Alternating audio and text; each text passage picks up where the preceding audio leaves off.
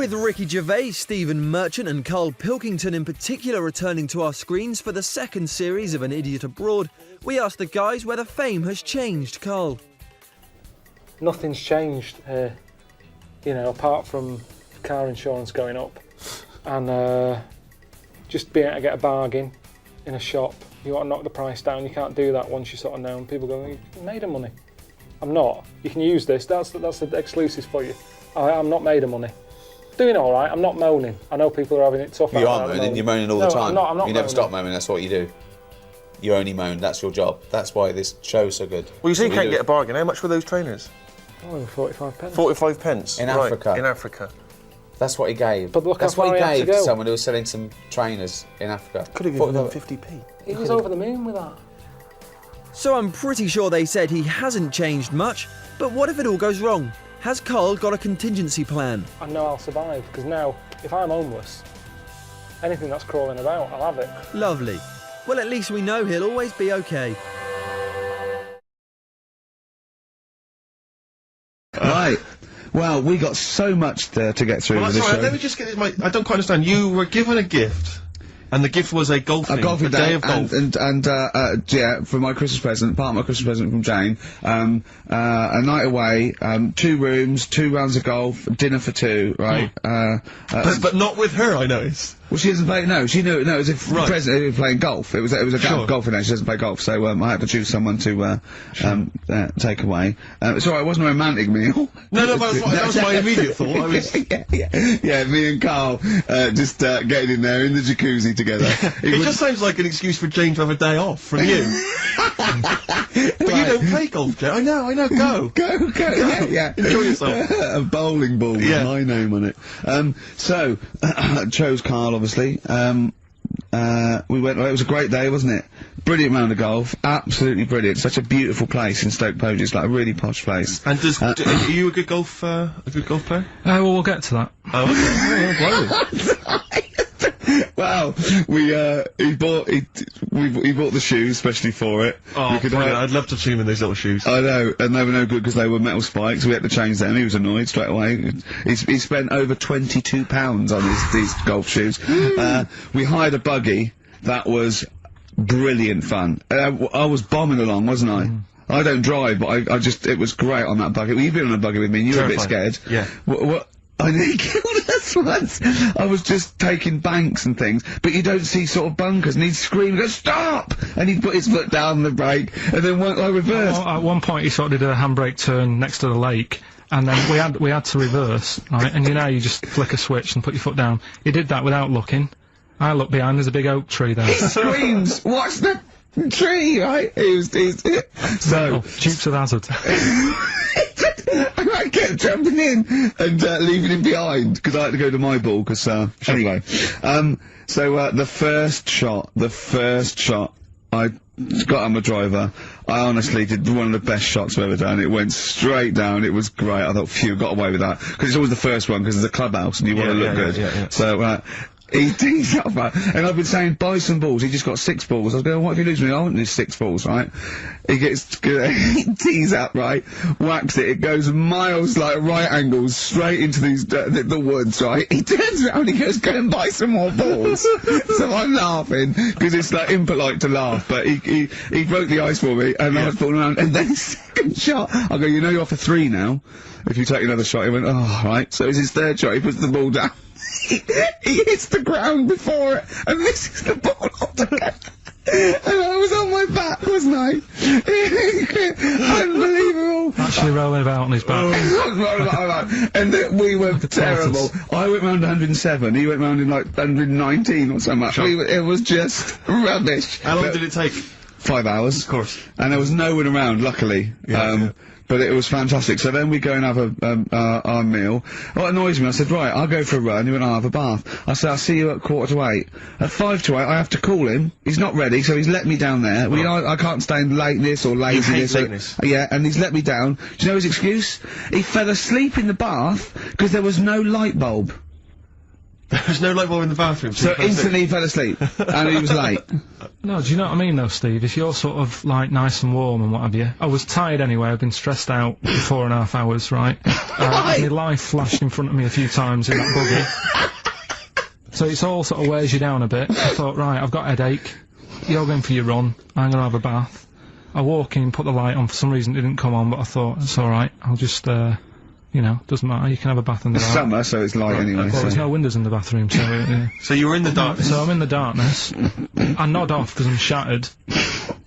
He calls up, asking me. So I said, well, I won't... you know, it doesn't normally take that long for me because, you know, I haven't got, like, long hair. I've got a dryer and shit. I can sort of one wipe. Yeah, he's already 10 minutes late though when I called. Well, 10 minutes. 10 Wow, minutes. lateness is lateness. Next. Doesn't matter. Dinner wasn't until 15:15, so we had, like, another 20 minutes anyway. So it doesn't really matter. Yeah, but we said 1:45. So he's calling up, hurry up, hurry up. So I said, yeah, alright. So I get out and dry and like me tackle and what have you. Calls back again 30 seconds later. You know. No, I don't, No, you know, I you don't like you're that. not gonna do that. No. Give it a wipe. 30 seconds later, come on! So I end up going downstairs to the meal area. Naked. With a wet shirt on and wet socks. I've got headache as it is. Meant to be a relaxing weekend. But anyway, so we have our meal, which is very nice. And Candlelit. then we're sitting in the bar. I'm having a cigar by the fire. Yeah. Like, we're having a rather nice Pinot Grigio. Yeah. He's there going, I've got a headache. Is this 1955 that you live in? It's so right. We are knackered because you know he's not used to work. I've seen him moaning, falling asleep. He's not used to it at all. And you've been on your feet for over half an hour. Yeah, right. So, yeah, we didn't even walk around the golf course. We had a buggy. Yeah. Wasn't even exercise.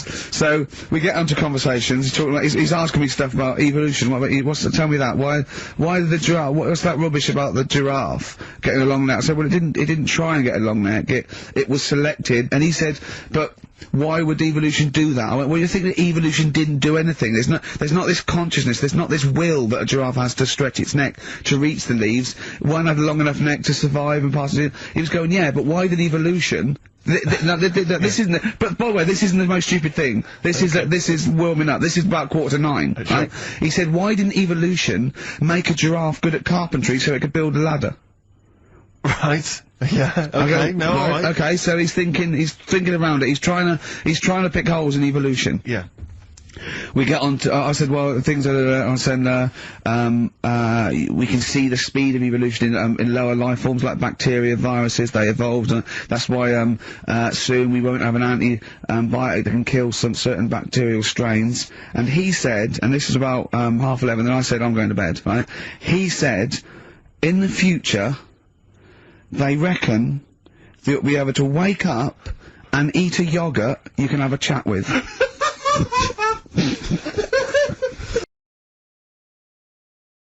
Well, I'll tell you more than that, Rick. You're going to need some time off just to have a little breather, because I know how hard you work. And you, mate. Well, thanks, mate, but I mean, you blinking work hard. But Carl's been on holiday again, hasn't he? Oh, yeah, that's right, yeah, because, Carl, you don't do anything. And you have weekends off. You take at least 5 or 6 weeks holiday a year, even though you haven't got a job now. You're meant to be doing this, and yet you still So go your on whole holiday. life's a holiday, basically. Yeah, why do you need a holiday? You potter around. Your big day last week was going to the cobblers. So why did you need a break so much this week? It's just that, you know, it's good for your brain and that, isn't it? It opens it up a bit. You are not evidence for that. Where did you go? Gran Canaria. For a week? Yeah. Just sitting around? Well, there isn't much else to do at Gran Canaria. I mean, I don't want to go slagging a place off because every time I seem to talk about somewhere, get into trouble for it. Right. But it's just like a big rock. It's just volcanic, innit? And you must have looked like a little barnacle on that. Have you been there before? Been near it before to another rock. But it was just. Well, it why was the you same had your sort of finger thing. spoon? Why did you go back? Because you think, well, they can't have loads of these islands that are the same, like just a big rock with hotels on. They can't get away with it. So you think, They well, the obviously next are one. getting away with it. But why do you keep going to these places that are rocks? Why don't you investigate first? Ask your travel agent, is this a giant rock? Because that's what you do, innit? You go and find out yourself. I mean, when Armstrong went to the moon, what was he expecting up there? That's a fact. That's a big rock, and he still went all that way. I don't know what that point was. No, so what I'm saying is though, sometimes Tell us about the moon landing. As you started, what do you know about that? You know, because I mean, so far you've given us a lot of insight into the moon landing. So there was Armstrong. There was there was Armstrong and that. Yeah. There was a fella called Buzz Yeah. and another bloke. Yeah. Poor bastard. Yeah, never remembered. Yeah, go on. And they went up there, got out. 2 of them did. One of them didn't bother. The one whose name, don't know who he was. Didn't even get out, stretch his legs, right? Went all that way. They had a potter about, had a wander, came back again. Yeah. So, that's all you need to know, isn't it? Yeah. And in your opinion, pointless? To me, yeah. But to them, I'm sure they had a good time, and that's what I'm saying. Sometimes you just take the risk, don't you? Go and visit a place, make up your own mind. And so, what do you make of this place? You enjoy it, Gran Canaria? It was just a big rock, but did you... I bet the moon was better. Really? What did you do? It was just, it's one of them, it was a big hotel, which is, that's where I made a mistake. It was one of those, like, big, massive places where there's loads of people, and, you go for your dinner. That describes a hotel. Yeah. No, Sounds to me. You've nailed that. I've been to a few, that sounds like it. No, but do you know what I mean, though? There's the nice small ones where it's just enough people, but this is, like, mental. And it was all, it was full of old people, really. Oh. I mean, that's probably why it's called Gran Canaria, right? Because there's just Grannies old people, everywhere. yeah, right. But what I thought I'd start doing is start a diary. Okay, why? Just because I sort of had a bit of time on my hands and that. Just thought, write it down, write stuff down. And do you hope that this one day will become one of the great literary documents like Samuel Pepys' diary? I haven't heard of that. Is it any good? You've never heard of Samuel Pepys' diary? No, the most famous diary other than probably Anne Frank's. I've heard of Anne Frank's and that, and I thought if she's sat in a loft, knocking stuff up, not much going on in her life at that point, yet she was still writing it down. Yeah, whereas Thought, you've I'm been to on Gran Canaria, yeah. I thought, so there is stuff going on that I can chat about. Start a diary. Sure. You started a diary. Yeah. And what are you going to do? Did you keep it up every day? Yeah, just, Oh, can I read it, please? Well, a diary is meant to be sort of... Please, can I read some out on this podcast? Carl. Some of it, though, is only relevant to me. It's sort of... Oh, this is... Please, give me it. Oh, my God. I mean, this isn't... I haven't just... Look how big it is! It's one of those desk diaries. It's huge. It's about a foot long, and it's Oh, that is amazing. Imagine if Anne Frank's had been like that. She got out... Right. Everyone would have heard it clang down on the desk. Yeah, but my writing's quite big, isn't it? Oh, look, give us that. Do you know about joined up writing? Have you heard about There's that? no point. Amazing. Sometimes you can't read it, can you? So it's Right, best okay. to look at ancient times. Oh my God! It starts on the first day. This is wonderful. Going on holiday to Gran Canaria today. Woke up to the news that Tony Banks had died. There was a piece on the news about how everyone was shocked. Got me thinking about an invention that was really good. Right, a watch that counted down your life. If it says you've got 3 days left, go to the doctors. Told Suzanne about invention. She said she wouldn't buy one. But she said that about the iPod. How would this device work, this watch? I mean, how would you know when you were about to die? Is that a concern, again, not for you to worry about, presumably the boffins and the No, all I was thinking is that Tony Banks fella, he died and everyone was shocked about it. But if you had like a little watch on... But how does it work? You can't just say, wouldn't it be good? How would this work? Yeah, I imagine you in the patent office going, got an idea. They go, oh, certainly, Mr. Pilkington, what's your idea? Watch that counting down your life. Oh, how does that work? Just wear it, just pop it on your wrist. No, what do you mean, just pop it on your wrist? How does it work? Just pop it on your wrist. Brilliant. You're an idiot. Well, it's interesting that he goes on. The flight to Gran Canaria was a bit bumpy. I thought about the clock that counts down your life again, and I wondered if it would know if you were going to die in a disaster. No, he's querying his own life. He's wondering if he would know. He's invented this. And now he's playing his job. A fella on the plane was reading Koi Mag. It was a fishing magazine. I glanced over and noticed he was reading the Pond of the Month article. Don't think they could make it into a weekly magazine. Well, to be fair to you, because I remember seeing a guy on the train once reading Carp Monthly, a magazine dedicated entirely to carp, and it had Carp of the Month. And I just thought, once you're like 3 months in, the editor must be stressing, have we got any more carp? We got a carp that's actually done anything? I reckon if they used the same one twice, there wouldn't be many complaints. No one would be noticing. No, that's the carp they used 2 years ago. There was a really fat bloke on the plane. He was playing on his PSP. While I waited to go to the toilet, I looked at what game he was playing. It was darts. He's that fat and lazy, he can't even face playing a more active game on a games console.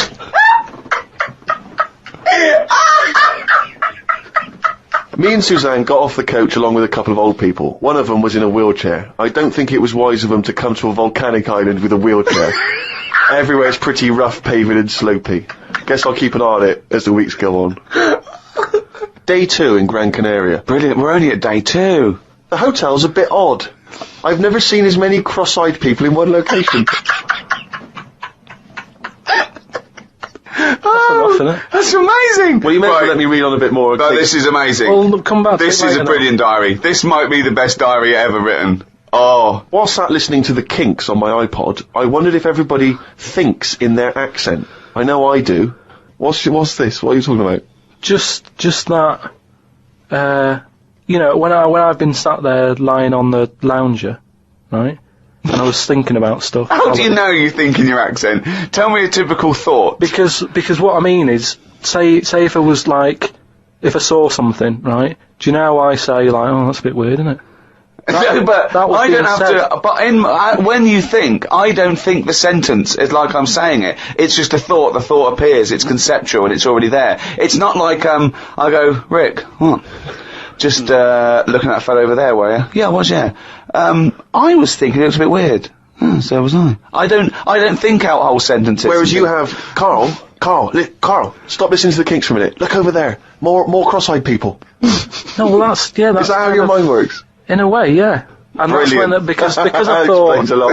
It's great that he has to think of that whole sentences. because I thought that's weird, isn't it? Like I didn't think that's weird, isn't it? And I thought I actually think in my accent. And then I thought, does Stephen Hawking, does he, when he's doing his maths and that, is he? I don't know where he's from, so I don't know what his accent would be like. I think he's from Kent or Cambridge or Oxford. Or something. Right. So So you think he might think in his voice, in that voice box computerised thing. voice? Just wondered. Had lunch inside today due to shite weather. Sat next to an old fella. Old men's ears and noses carry on growing as they get older. Suzanne noticed his fingers were fat too. Maybe they continue to grow. Suzanne didn't laugh when I said her arse had the same problem. Day 3, cloudy start to the day. Had pie and chips in a cafe. Had a bit of an argument with Suzanne because I thought it was daft that we were paying for food when we were on an all-inclusive holiday. Changed my mind when I saw they sold pie though. The cafe was called Tattoos. The fellow who owned it didn't have any tattoos. But we never saw his wife.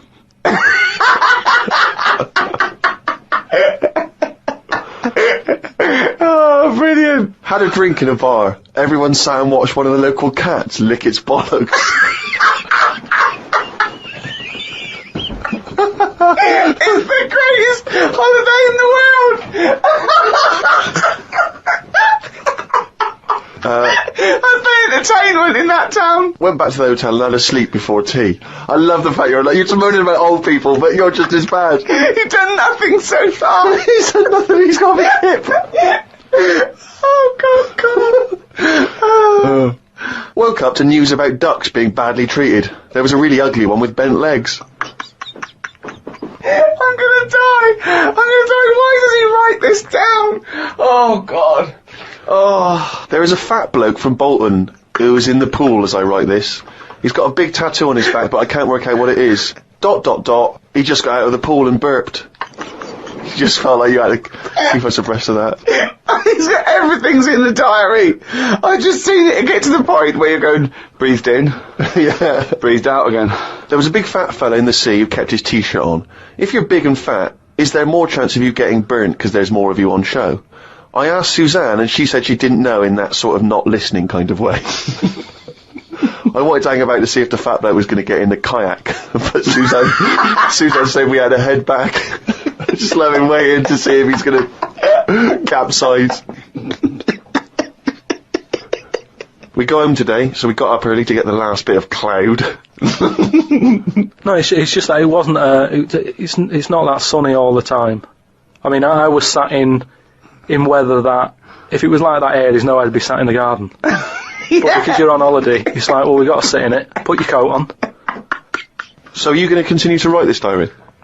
Every single day? It's amazing. Keep this diary up. It's amazing. No, I will keep it up, because what I find as well is, I think earlier on before I went away, I think I did learn something, and because I wrote it down, I remembered it a bit better.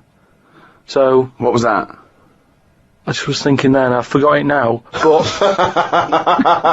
but I remembered looking back at it and not having to read it all because I remembered the end of it before I read it, if you know what I mean. I have no idea what you're talking about. Well, if you've enjoyed the Diary of Karl Pilkington, more next week, I hope. Another week's worth. That's amazing. I'm going to try and get that published. We'll put the odd page up on the web. Go to rickygervais.com. Don't forget to register there as well so we can email you and let you know what's happening. Brilliant. We do, of course, Rick, every week get thousands of emails. Emily from New York has asked Karl this. Karl, if you were on a sinking ship or you were in a burning building and you were with myself and Ricky, but you could only save one of us, I don't know why that's the case, but you can only save one of us, who would you save? Would it be Ricky or would it be me? I think it's a two-man dinghy. Right, okay. Possibly. And we're trapped, and he knows that if he stays there to get both our legs out from under this thing... the girder. Yeah, he dies. So he's got room, he's got time to save one. It's obviously me. It's hard to say, isn't it, at this point? What, because Steve's in the room, you mean? Well, no, just because we don't know what the situation is. Okay, well, let's say we're on a sinking ship, all right? So you're going to have to rescue one of us, drag us into the dinghy. It's going under. You know, in 30 seconds... Okay, this ship's going to go under and drag you down and you're going to die, right? And our legs are trapped and you've got enough time to untangle one set of legs. Whose legs do you untangle? Now, just because my legs are long does not necessarily mean it's more complicated. No, it's exactly the same amount of time. Just have to make a choice. A terrible choice that Steve would not, hate you for. Well, no, listen. He won't be around for long. He's going to drown in 30 seconds. Well, forget him. Bear in mind this, Karl. You are going to be stuck in a dinghy with Ricky Gervais, and who knows how long that's going to take. Think of all the head squeezing that's going to be going on, the comments, the wind-up. And do you honestly think that he's going to, if there's any provisions, that he's going to split them evenly with you? I mean, he's going to have drunk all the water, and there's only going to be about half an hour in. The food's going to be gone. Look at his gut. Look how much, of the food he's going to have to eat, the baked beans that you've got on board. Whereas me, you know how generous I am. I'm always sort of helping you out. Oh, there we go, Karl. I think he's put the nail in his own coffin there. You know how generous I am, Karl. Let's talk about that, Karl. Come on, think about that one. Yeah, I mean, have you forgot about that, Steve? What?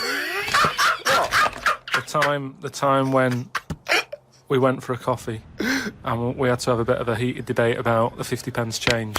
Yeah, you owed me 50p, and you decided you didn't want to give it to me because it was only 50p. And my point was, it's not a question of 50p, it's the fact that it's not your decision to decide not to give it to me. If I wanted to be generous, that's my decision. But you can't go, oh, it's only 50p, Steve. It's my decision who But you just given him a free keg of beer.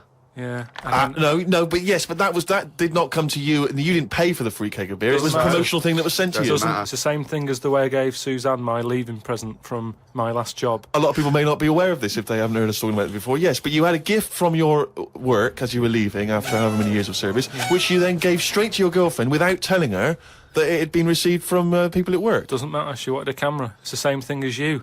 You wanted that lager that I got for free. It hasn't cost you anything. It doesn't matter where I got it from. So you now decide, because you've given me a free crate lager, that you can now say, oh, actually, I'm not, in the future, I'll just take your money, Steve, on a whim. Well, listen, stop arguing like this. You're rocking the dinghy. Karl, have some of my cheese. Imagine he would ever say that. Can you imagine him ever offering you any of his cheese? Are you going to save Karl, mate? I don't want to say. Well, think about it, and I might do a sort of a for and against or something, and then so the conclusion is... Okay, all right. I was thinking the other day about, your body and everything, because it is amazing, isn't it? How it works. Oh, yeah. Does the brain control you, or are you controlling the brain? I don't know if I'm in charge of mine. Nor do I, Karl. There's a surprise. Nor do I, Karl. No, do you know what I mean, though, by that? Does the brain control you, or do you control the brain? Don't you ever sort of think sometimes, say if you're making... But you are the brain. No, but I was making a shopping list, right?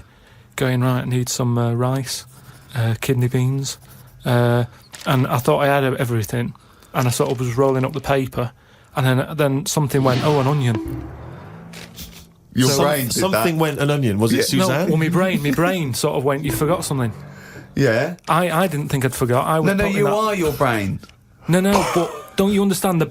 My brain was I was in control of my brain. when I was writing down rice and kidney beans. But you're not in charge of the onion. That's another part of the brain that's in charge of the onion. The onion sector. No, but I'd put the paper away, putting my coat on, ready to go and get the rice. Yes, but your onion lobe kicked in. What? So you put the paper in your pocket, you got the coat on, then you just suddenly hear Then from it nowhere, was just like, onion. Yeah, I'm not even thinking about that shopping list. It's in my pocket. I'm thinking, do I need my gloves? It's cold out. Yeah. Suddenly, onion. And it was like, oh yeah, onion. Yeah, I had to get the paper out. So had what to I'm write that saying down. is, But who's in charge? The brain, the mind, the brain is the... What are you doing? Who's in charge? That's just, you forgot the onion, and then you remembered the onion. You must have forgotten things in the past. No, but not like that. Not where, like, it just made me think, that was weird. Who reminded me of that? You did. Yeah, but I'm not... No, you are your brain. It's not like there's you, then there's a brain, then there's an extra one looking down at it. The meta brain, the thing above it. No, but your brain... How does your brain work? You give it information, don't you? Well, it takes... Do you mean you give it information? Well, It's doing if I sat in a room with nothing, not feeding it anything, it wouldn't know anything. No, but there's this thing that there's two yous. It's this thing that there's There's this, Carl and Carl's brain. Yeah, there's not a duality in this.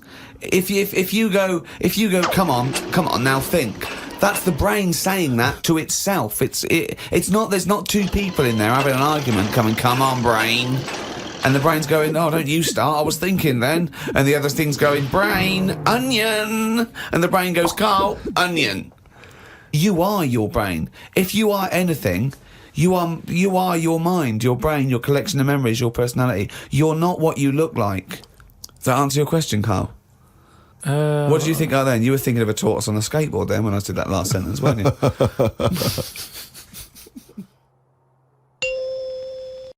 What are you? I don't know, really. It's just... No, I'm just a mate. We're mates. That's what we are, really. It's just that this is what we do as well. You know, if we were cab drivers, we'd do stuff when we were at work cab driving. Whereas we're in film and TV. What? What do you mean? We'd do something. We'd have bets like who could pick up the weirdest person, wouldn't we? We'd take pictures secretly in the mirror. It's tiring. What, having me as a mate? Yeah, definitely. Do you know what he said about me once? He said something about your friendship with Ricky. He said, he's like an iron lung. I need him, but I wish I didn't. Yeah. Isn't that good? Sweet. Yeah. It's kind of like that. But you must have friends that are annoying and you go, oh, and you can't get rid of them. And then when you move, you think, well, I'll tell them the address. I could just disappear now. You didn't tell me your address, but I followed you. I know, he did. Can you believe that? You didn't just follow me, you chased me. Not joking. Did he really? Yeah. I told him, I said, I'm going home in a minute. And I thought, oh, no. And it's when I lived in town, and his office was only down the road, and he didn't know where I lived. And he said, I'm going to follow you. And I walked really fast, legging it down Googe Street. With the bloke from the office running after you. Yeah. Yeah, you weren't famous Honestly, then. I got in, like, so he's answered, what's wrong? So Ricky's been chasing me, and she wanted to go out, so we can't go out yet, he might be out there. That's weird, isn't it? It is weird. Yeah, that is weird. And apparently I'm going to meet one of his disciples, a fella called Davram. Oh yeah. Are you Davram? America. Davram? America. What? Are you Davram? Yes, I am. What do you mean, American? Oh, I thought you said, where did I come from? Yes, my name is Dave Ram. Davram. Okay, Yeah. brilliant. Picture on the when I was on the plane coming back from here, there was a picture of this new luxury hotel. It'll be, I think, $10,000 a night to stay there. It looked extraordinary. It was a hotel, and the best rooms were built under the water, under the sea. Wow. So it was the best hotel we've ever seen, but surrounded on all sides by glass, and out of it you could see the sea, the sharks, the fish. I don't think I'd like that. No? But that, again, that's just one of them hotels where it's over the top for over the top sake, isn't it? Like where they have 12-course meals. Well, just have 2, but make them bigger, rather than dragging it out and there's the first course. You know, a couple of Snails. Yeah, it's just for me all that is. Don't eat a snail. Don't have one snail. Eat one big tortoise. If you want slow food, don't have loads of little snails. Here, there's a giant tortoise. Tuck into that. Feeds 10. But it's what you were saying before. When you start having to take a risk with food, like the fish that can kill you if you eat it, don't bother. There's apparently a delicacy in Japan, again, someone could verify this, where they eat a live little octopus. And it can stick to your throat because it's obviously fighting for its life. I mean, good. Again, you don't need to eat a live octopus. What are you thinking? How cruel is that? Well, how fresh do you need your food? it's not, do you know what I mean? But I always remember this story when I was a kid about, some bloke who, bit sad, this story, but weird. He had, throat cancer, right? And his doctor said, carry on with your life, right? It's not going to be that good, but just carry on. But don't eat meat. And he was like, I love meat. He's like, yeah, but just don't, have your veg, plenty of vitamins and stuff, keep yourself strong, but don't be eating that anyway. He was fed up because he loved his meat, and his wife was feeling a bit sorry for him one day, and thought, I'm sick of him looking fed up and that, all he wants is some meat, for God's sake, give him some meat. So she goes to the butcher's, gets him a big piece of, like, steak and what have you. He can't believe it, he's like, oh, brilliant, cheers for that. Anyway, he's got the meat on his plate, just about to tuck in, and the cancer comes out from his throat. What? No, I know, it sounds really weird, but it's something that I was told about years ago when I was growing up. What are you talking about?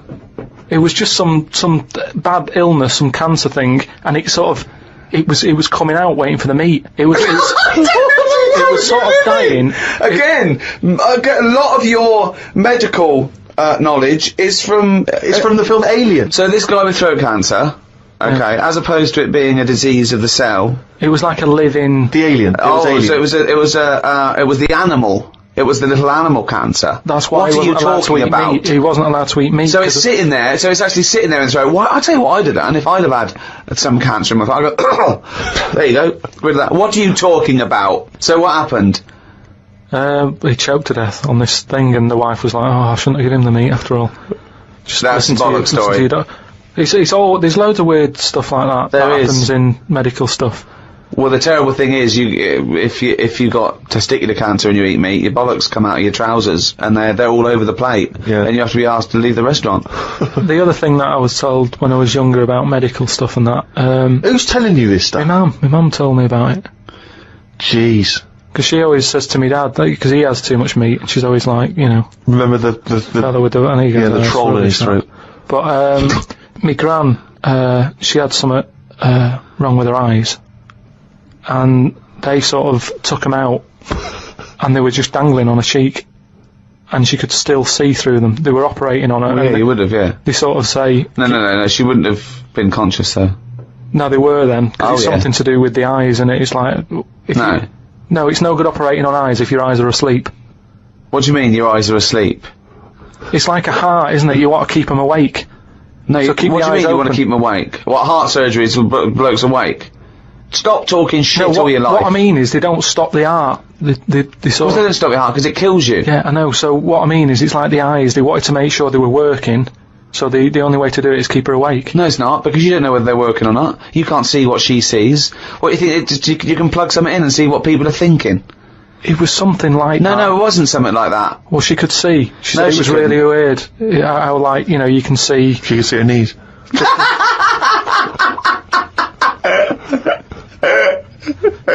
That is bollocks.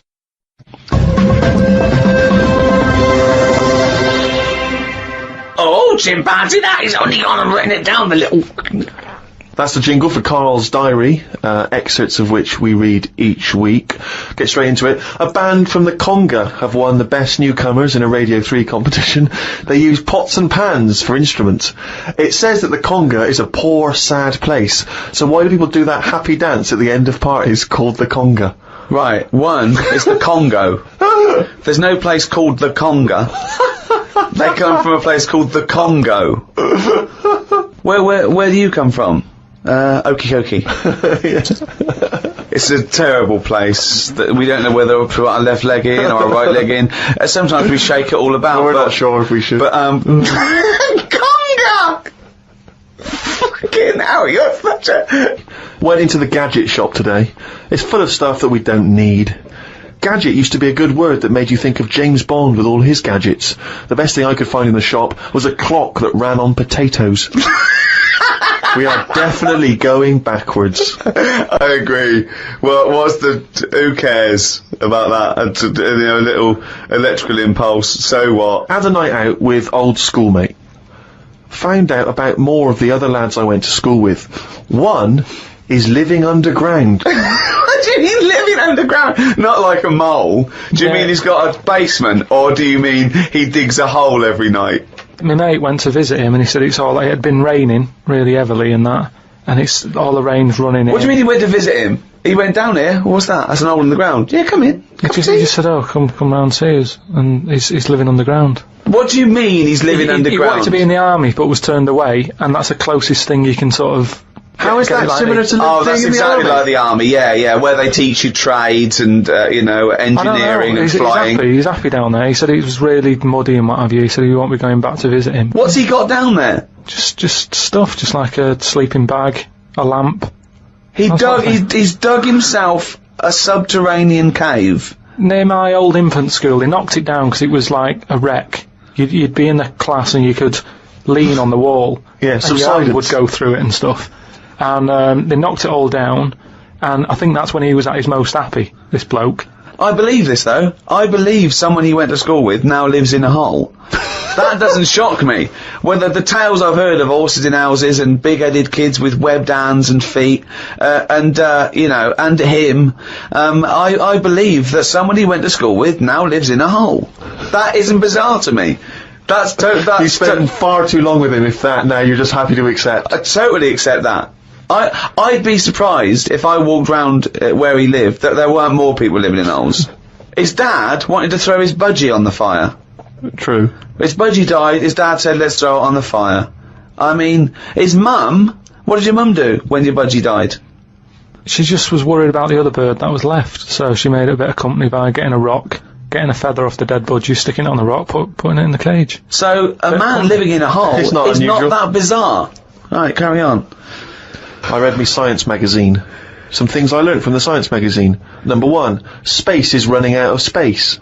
We should stay out of the sea because shark attacks are up. Yeah, probably 4 a year now. Well, he just says here, we should just stop going in the sea. Yeah. There's no need for it. Exactly. Why is there no need for going in the sea? Just because there isn't now, is there? We've got loads of land. So just, one or the other. We walked out of the sea. Now, this is what I mean about going backwards. Getting back in it again. We came from the sea originally, now we're going back in it. Don't go in it. Unless you're in a boat. The rules, according to Karl Pilkington. The rules of Karl Pilkington. Oh, God. Did the podcast and then went for a walk round Manchester Square. Years ago, a woman lived round there who had a head like a pig. She was known as the Pig Woman of Manchester Square. That made me think if there were other pig-headed women knocking about London. Do you know what I mean? Why was she nicknamed that? Why not just the pig-headed woman? That suggests to me like there was loads of pig-headed women, and that's the one of Manchester Square. Right.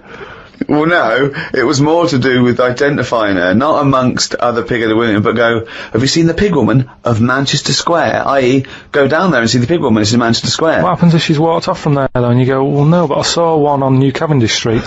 No, she'll always come back if you rattle the feed. Watched a film about Hitler. Didn't watch all of it as it was subtitled. Can't be doing with that. Asked Suzanne if cinemas are full of deaf people when they're showing subtitled films. She said, shh, I'm trying to watch it. I said, what do you mean, shh? It's subtitled, I can make as much noise as I want. Yeah. She's a lucky, lucky woman. You must be a joy to watch a subtitled film. I mean, the concentration is up there already. I mean, it is hard to concentrate. It's not as easy as when you're hearing it, because, you read things, but, it's possible. If you had a buffoon going, I'm just going to sit here and make as much noise as I want, what's the point of that? Yeah. What is the point of that? I mean, it's possible, but why do that in a cinema? Just walk into a subtitled film and go, right, everybody, let's all do the conga. Well, yeah, or during ballet. Ballet, they're just dancing. You don't need to listen to the words, just have a conversation. We're having our bathroom done. The bathroom man was round at 9 this morning. We weren't allowed to use the shower because it all had to be bone dry before we could use his waterproof filler. Not that waterproof, then. Went for a brew with Ricky. We talked about monkeys and how they are closer to humans than they are to apes, and how bees will drink cider to get off their heads. Now and again there is a bee that lets the drinking get in the way of the work, and other bees sting it to death. Blimey. Yeah, well, there's bees. They love a drink, and they will drink pure alcohol. They drink 100%. They drink ethanol. You know, I don't know why. They love getting off it, and they fall down and they're drunk, right? A bee can take in the equivalent of 20 litres of wine, right? But some bees get addicted in the same sort of percentage as human addiction, like 10% of bees, they can't get enough of it. They take ethanol, they take cider apples and that, and then when they get back to the hive, they go in a bit pissed, and they've got guard bees, and they go, come on, we've all had a drink. Yeah. They sort of are, right? And they push them away, and they push them away again. Then the next time they go, right, I've had enough, and they give it a good hiding. And Karl couldn't get over this. I saw his face, but I knew that he was thinking of that bee with sort of like eyes rolling round his head, a little bit belligerent with his jacket on backwards. Yeah. You know, and the bouncer going, come on, son, we've all had enough. Let's move away, move away. You're not coming in, right? You're wearing trainers. Yeah, you know, you're wearing 3 pairs of trainers, and I'm sick of it. You know. But what I did find out, because I went home and went on the computer trying to find out about drunk bees knocking about. They're not actually meant to fly. It's only because they don't know. Fly. Well, no, but they're if they were told that you're not actually designed to fly, they wouldn't bother. No, this is that thing that goes around that aerodynamically, on the face of it, looking at the size of the wings and the body proportions and everything, that it's a surprise that they can fly. Okay, it's not that no one's ever told them they can't, and as soon as someone tells them you're not meant to fly, they all fall out of the sky going, oh, what are we doing? Like in a cartoon. No, but it's something about the confidence and that. At the moment, nobody's saying it's nothing to do with the confidence. There is no such thing as confidence in bees. A bee never loses his nerve. That's not why he drinks. Because what are you drinking for? I'm just not confident anymore. There's no point to turn to the bottle. I can't go up there again. You're an idiot.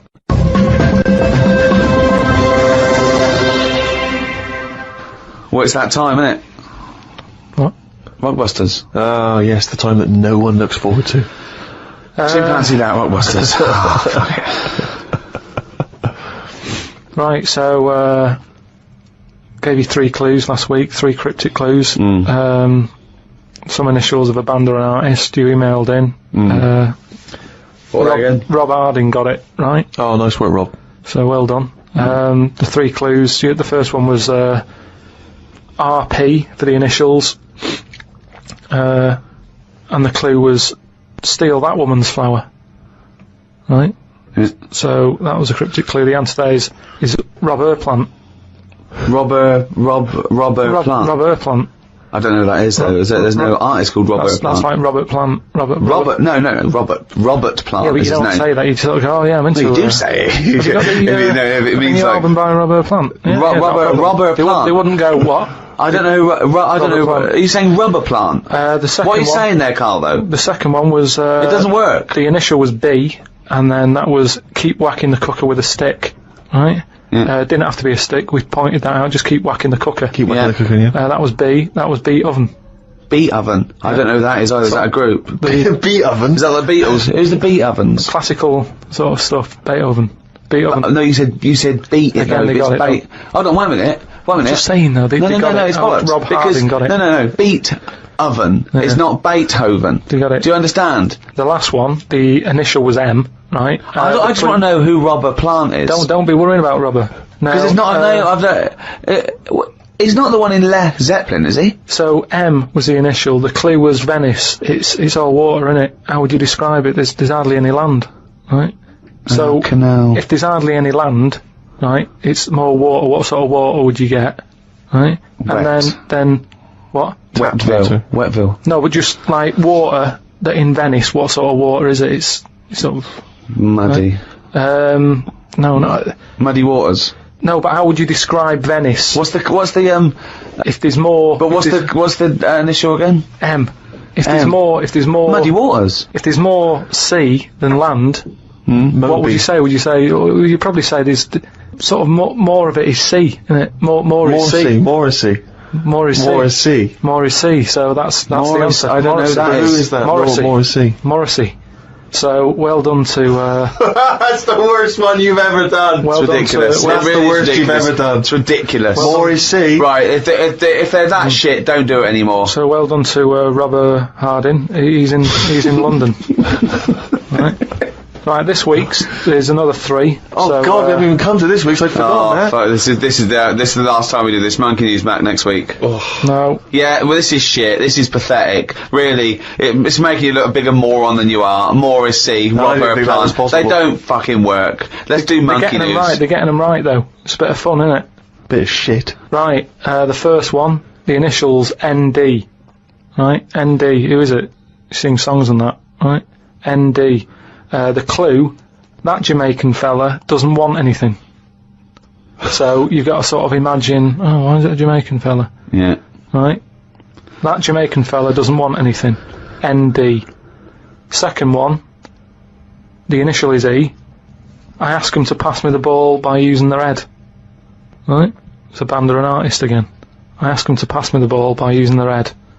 And the last one, TR, the initials, TR. He's got the woolly ones, but I've got the ones that run and charge at you. What I forgot? What? He's got the woolly ones, but I've got the ones that run and charge at you. So what I forgot? And what's the... TR for the initials, right? Email in podcast@rickygervais.com. We just pick a winner, sing you some stuff. It's Rockbusters. Right? Well, that's end of another half hour of... Could I just say this? Absolute drivel. Yeah, I mean, think. really more than ever. I mean... Can I be honest with you now, Rick? I'm embarrassed to put my name to this week's show because of the amount of twaddle that has been It's spoken. my name on it, which is the embarrassing. But you know, let's take the village idiot that is Karl Pilkington. It's his fault because I realised not only has he got an head like an orange, he's got a fucking IQ of an orange. So it's goodbye from me. I'm not saying my name. Goodbye from Steve Merchant. Why are you mentioning my name? Don't mention But my mostly name. goodbye from Karl Pilkington. Mainly his fault.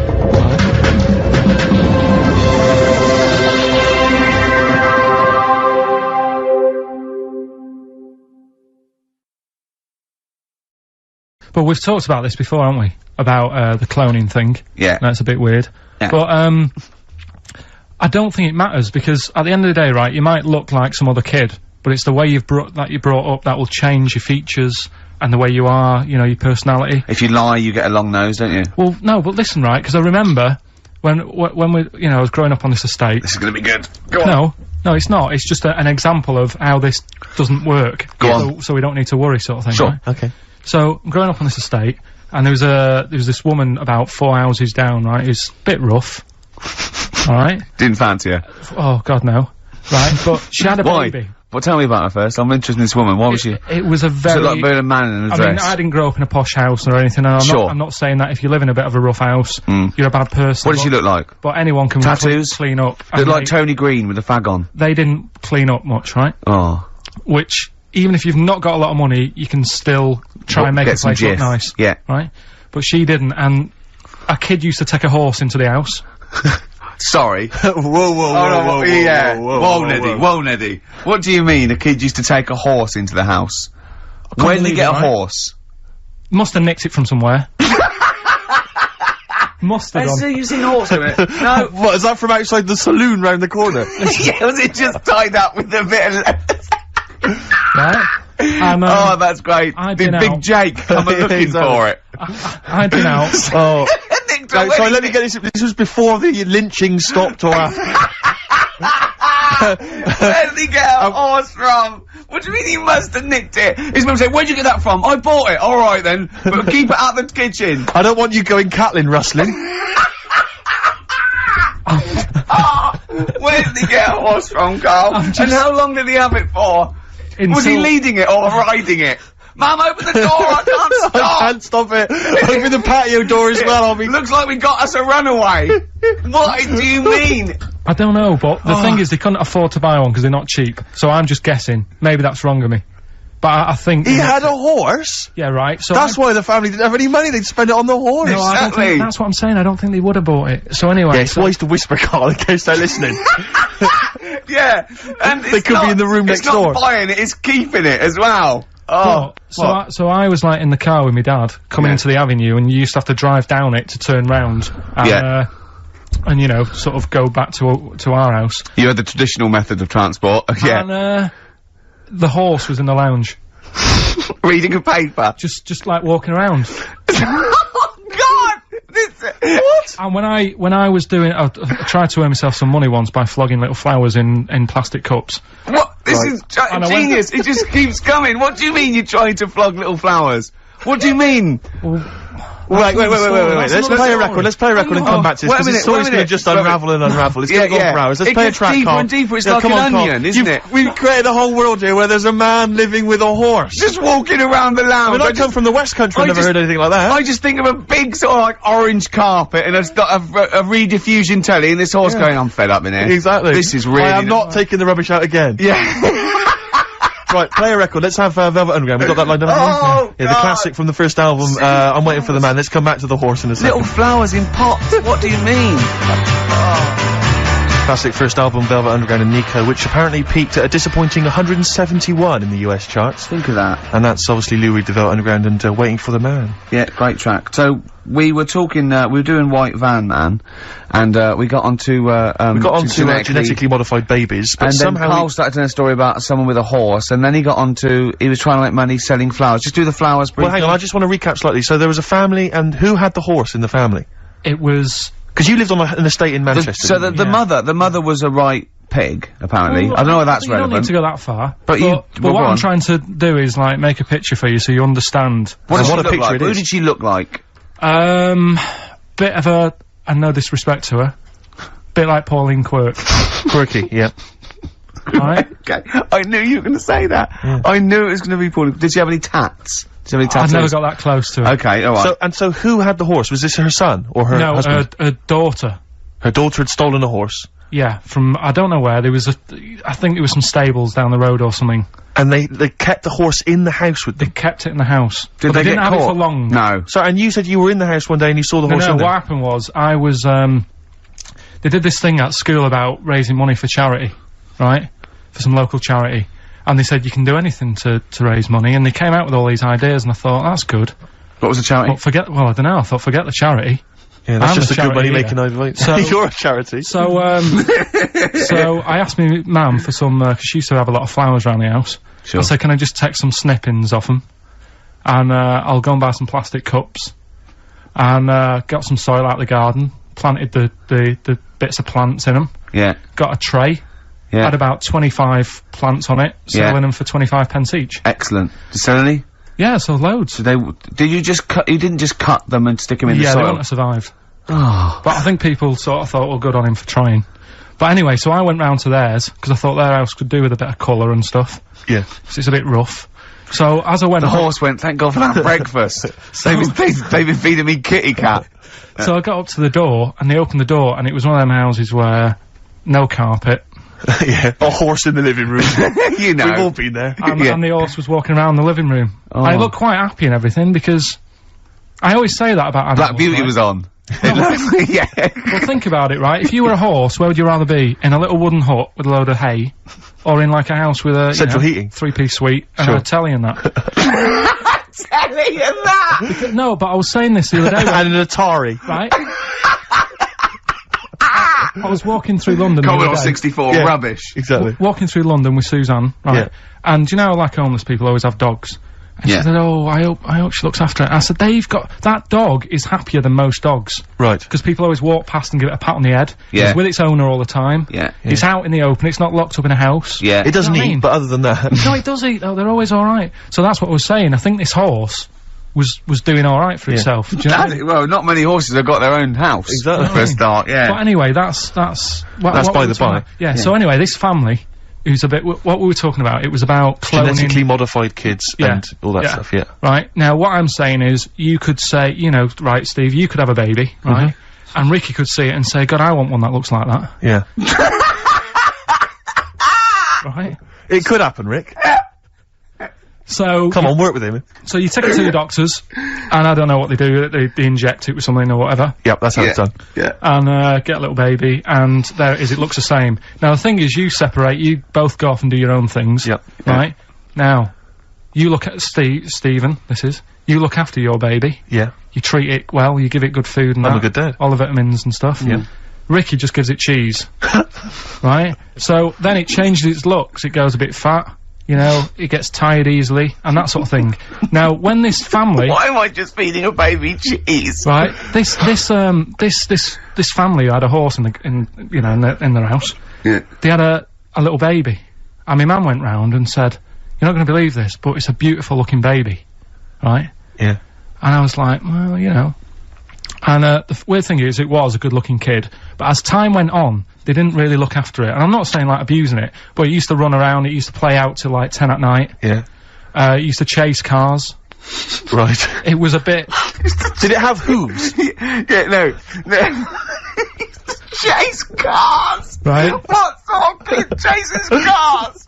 Oh, God. No. Was it called Rover? The weird Did it catch sticks? It's Liam, it was called, right? Right. Now, the weird thing is, it was a good-looking kid, but as time went on, and all that, like, not eating properly and its hair was all patchy...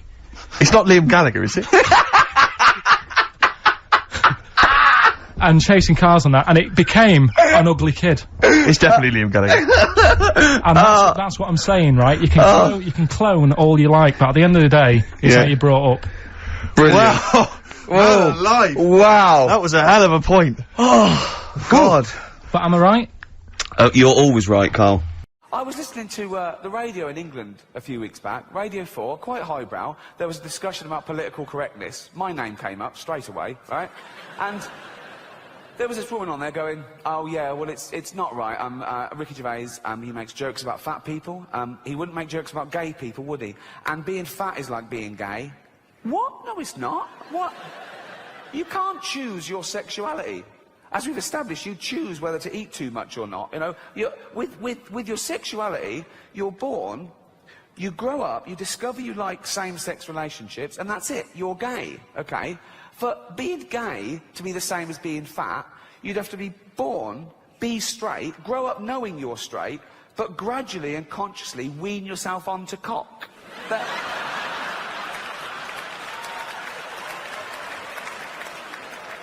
Oh.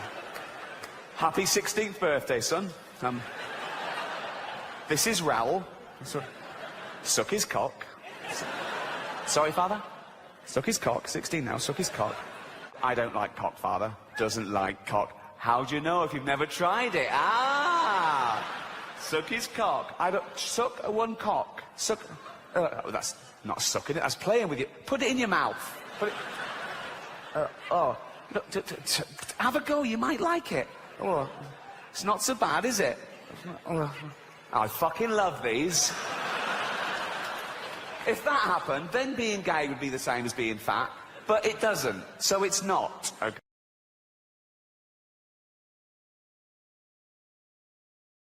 Hi, I'm Ricky Gervais. With me, Stephen Merchant. Hello.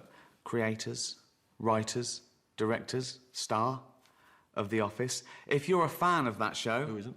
Yeah, then you've got a treat coming up because it's the entire first series. Well, if they're a fan, Rick, then they will have already bought the DVD and already seen the show. Oh, no. Wait, let me finish. It's the entire first series, but with extra bits. We've got interviews of people, it's a retrospective, people talking about it, A-listers, chatting about why they think The Office is genius. Not my words, I do think it's brilliant. Yeah. Do you know my favourite thing in The Office? Go on. You? Thought as much, yeah. When I first saw The Office, I was struck by how original it was on a bunch of different levels. And I think upon first viewing, I thought, that's really great. And then upon my 38th viewing, realized how genius it was. My first impression of The Office was that it was a masterpiece, and unfortunately, as time passed by, nothing interfered with that glow. It was so fresh and new in terms of the style, and for me, it reminded me of a style of humor that I think in Spinal Tap, Chris Guest and those guys created. I saw that show and I was like, this is incredible. When I first saw The Office, I thought, finally, there's something funny being done in the world. I think the thing that I was most struck by is how original a character David Brent was. Timothy! Hello. All right. Have a quick word. Sure. Old office. Walk this way. Always start with a joke. I've never seen a character in a movie or in television who is that obsessed with what people think of him. And I think a lot of the comedy comes from that. He's got way too much self-awareness, but way too little real self-awareness. His self-image is, I'm the boss, but because I'm really funny, and I'm a really funny bloke, I'm also immensely popular. I can have a joke and a laugh with the people who, you know, I'm supposed to have authority over, and they love me for it, and all that obviously is always wrong. What's up? Hey, what's up? I love that. What's up? Oh. Tim is the one that you hope you are in the office, even though he's depressed and thinks his life is being pissed away in this place. You love watching Brent, but you don't want to be Brent, you want to be Tim. That didn't happen by accident. It didn't happen because of my overwhelming charisma. Do you know what I mean? It happened because they wanted Tim to be the, you know, the kind of, I suppose, the emotional focus, or at least they wanted him to be the audience, yeah. And he was, you know. Hey, dude. Give it back. I'm just using it for a second. It's got my name on it. Apparently they had a completely different idea when they were writing it of the sort of person that Gareth would be. He was supposed to be a much bigger, more macho kind of guy, and yeah, so I've heard that when I came in and auditioned, they changed their mind. Because if you're genuinely physically scared of somebody, if it had like been Tim and Lee, that kind of character, then you just think, I think he's going to hit Tim. He's going to beat him up, you know. Whereas it's kind of Tim and Gareth, you think there's a man who thinks he's Napoleon, but look at him. That's the correct way. Do you want to try that with me? I'm fine. Well, I'm supposed to witness you do it so I can tick the box. Every single one of those characters is so perfectly cast and in a sort of new, informal way. Hello, Wernham Hogg. And Dawn, just the perfect look, the perfect pitch. You know, not so fabulous that, of course, everyone will be in love with her, but you slowly fell in love with her while you watched her. I've got kind of hot hand, sorry. Right, just don't touch my head. With Dawn, sometimes I wanted to give her a bit of a shake, you know, because she didn't pursue the guy that she really did want to. She didn't even get out of a relationship she really should have done. You can say something. And she had ambitions that she never really even attempted to pursue. You just changing your mind, because you always do. What's wrong with that? I think the camera is like another character in the office. It's a whole other member of our show, because it added so much depth, I think, to what people said and did. Obviously, one of the key aspects of the show was the sort of documentary style, and that had sort of been born out of how we'd originally got it made, and we shot something in a little documentary style, and we did that because it was a very quick way of filming. You can get a lot done quickly in a documentary style. You've got to worry about the finesse. And then over time, we realised that the whole sort of documentary boom that was happening at the time, the sort of docu-soap, things like Driving School and the Airport programme, were throwing up these amazing characters who suddenly were acting in a very specific way because of the fact they were being filmed. I think the most extraordinary thing about the documentary format, obviously, was Ricky's performance with the camera. Good. Well done. Well done again. Congratulations. Thank you. Because he was giving his own editorial version of how he thought he was doing, so that you had his ghastly behaviour, and then on top of the fact that he thought that his ghastly behaviour was absolutely excellent and cool and interesting and complicated. Hey, Finchy! Finchy comes in a ball of horrendous energy, you know, saying the crassest things, and Tim is able to go, you getting this? This is what I have every day of my life, you know. Oh, yeah, speak to yourself. We wanted the look and the feel of the office to be very oppressive and very drab and ordinary and boring. They had such a definite idea of what it should be, and it took 3 years to get it to the stage where they could actually make it. That's what made it a success, that they knew exactly what they were doing. We didn't want anything sexy or cool or rock and roll. It was all anti that. The opening titles, they just blew me away. I remember first time I saw it. The things you're seeing are so dull and grey, but it's shot in this incredibly cinematic way. And the slow pans and the low shot looking up at that horrible building. It makes it look epic, and the music is very epic, but what you're looking at is unimaginably dull. There's no doubt about what this is about. One of the first things that Ricky ever did as the David Brent character, he had a couple of scenarios in his head that used to play out for me when we worked together. One of which was his character, his sort of seedy boss character, interviewing a woman and his slightly lascivious, lecherous manner, which is actually something we downplayed in Brent. Brent, in the original form, was a lot more seedy, perhaps, than he later became. But certainly that scene where he's interviewing the girl... It showed another side of David Brent, because he didn't really know how to act. Right. The interview. See what we've got here. Karen Roper. Curriculum vitae. Brent doesn't think that that's creepy. He thinks that's romantic. He thinks he's a bit of a Lothario. He's thinking he's setting the mood for love. He doesn't think this is seedy or anything, does he? So he thinks she's going to go, "You're the most interesting man I've ever met." And you're handsome with your little beard. One of the things is it's a great physical performance by Ricky. You know, I mean, obviously the gestures have now become slightly over well known, the tie and the looks to camera. But he does sometimes, every so often, he will do bigger stuff. No. Dave, Oh, Tulip, can you give us a ring, please? Go away. Good bloke. Good laugh. Dave, it's Paul again. I don't think... Leave me alone.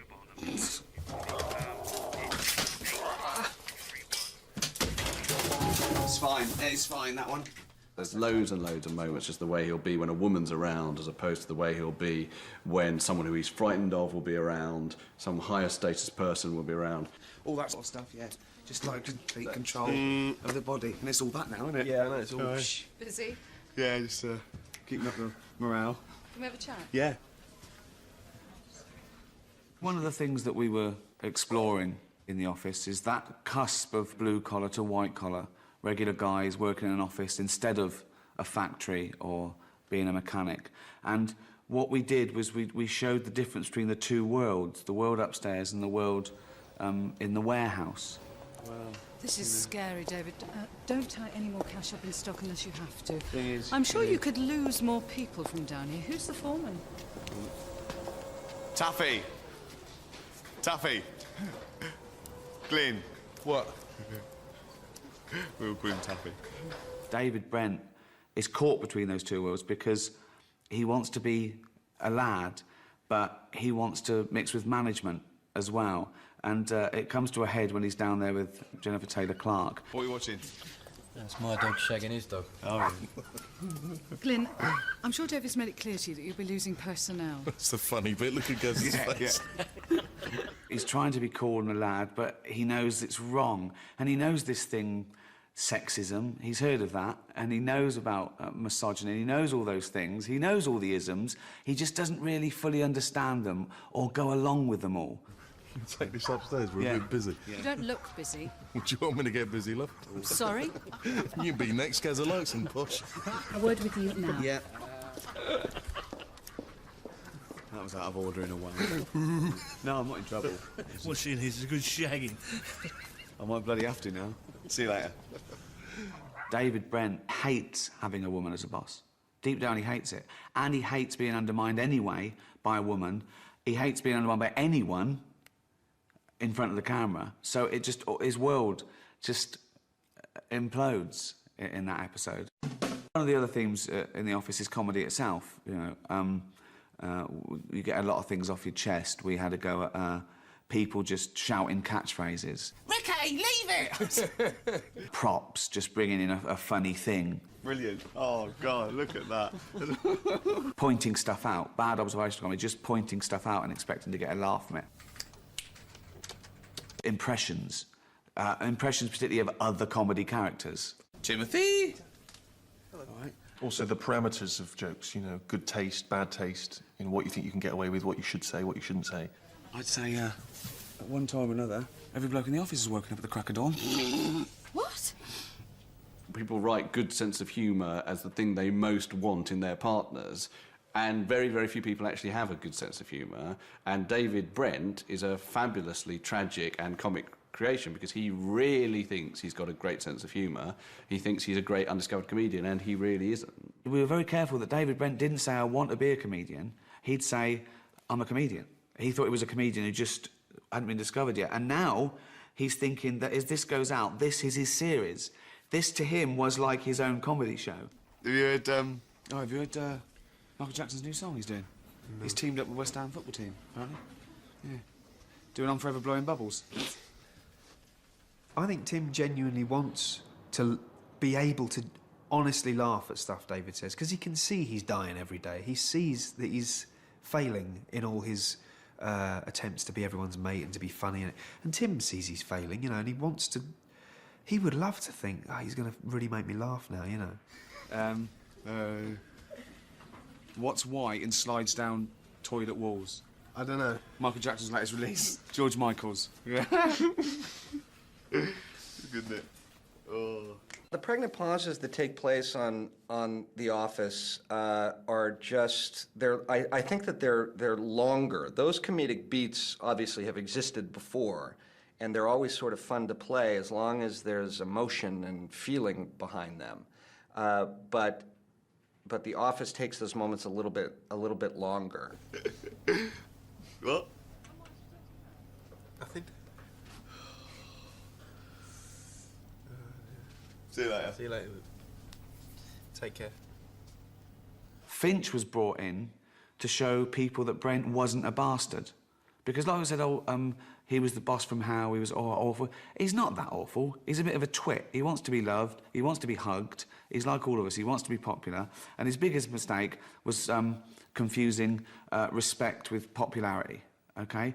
Whereas Finch is a nasty man. He's a bully, he's a narcissist, he's spiteful. Speak to yourself. Come on, spit it out, as your boyfriend said last night. I was just going to say that back to you. Yeah, but I don't have a boyfriend, you do. Yeah, you can't get a bloody word in edgeways. You can't get what in edgeways? Matron. Come on then, fat lad. Oh, fat lad, always. Oh, God. Finchy. By having talked about Finch for so long, and to see Brent's excitement about this man, to finally have him arrive and obviously be a crushing disappointment. Well, what was fun about that is that whenever anyone says to you, you love my brother, he's just like you. No, he's not. I'm going to hate him.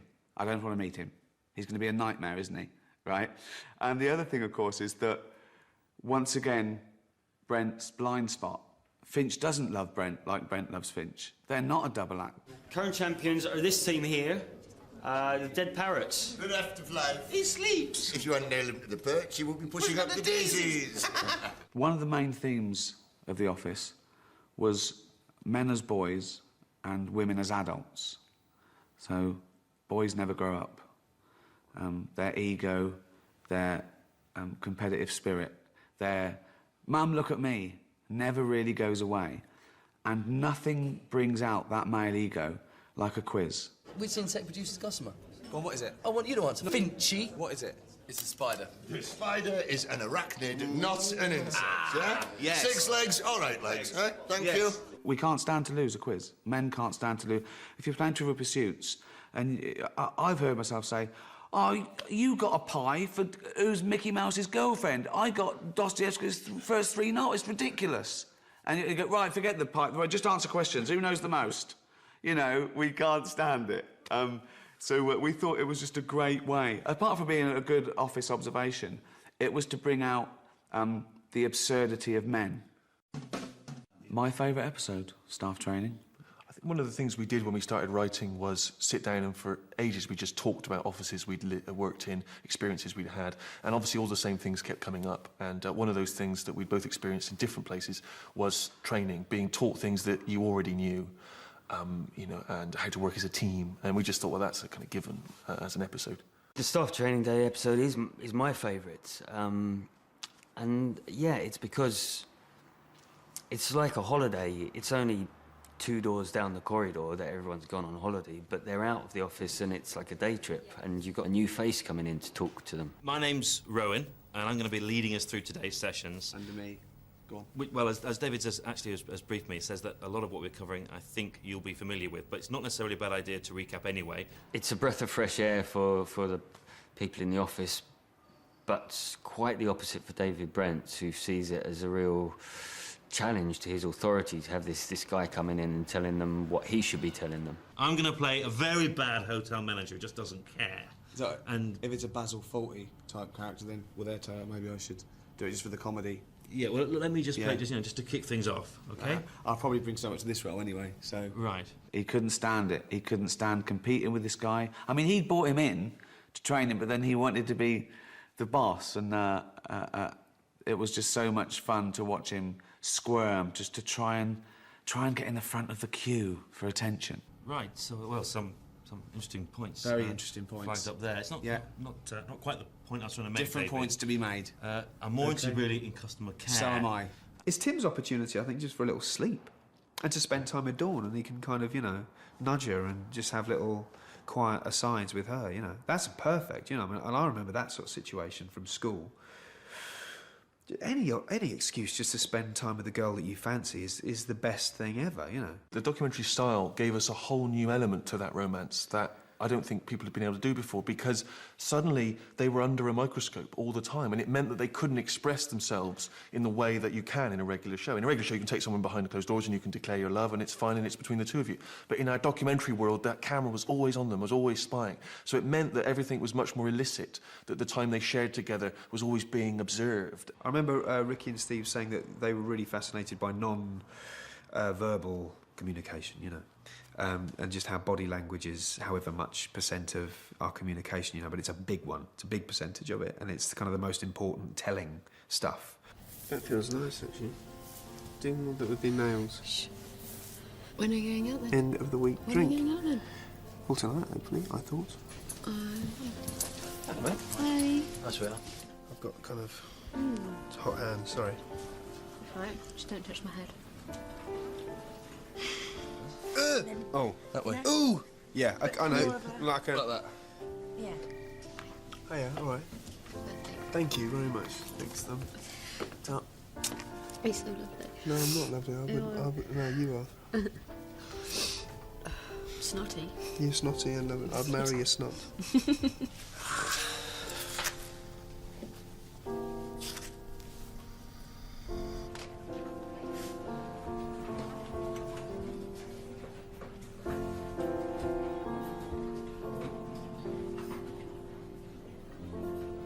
I think if I were a viewer, I would have enjoyed watching Tim and Dawn and their journey because it didn't seem implausible and it didn't seem unreachable.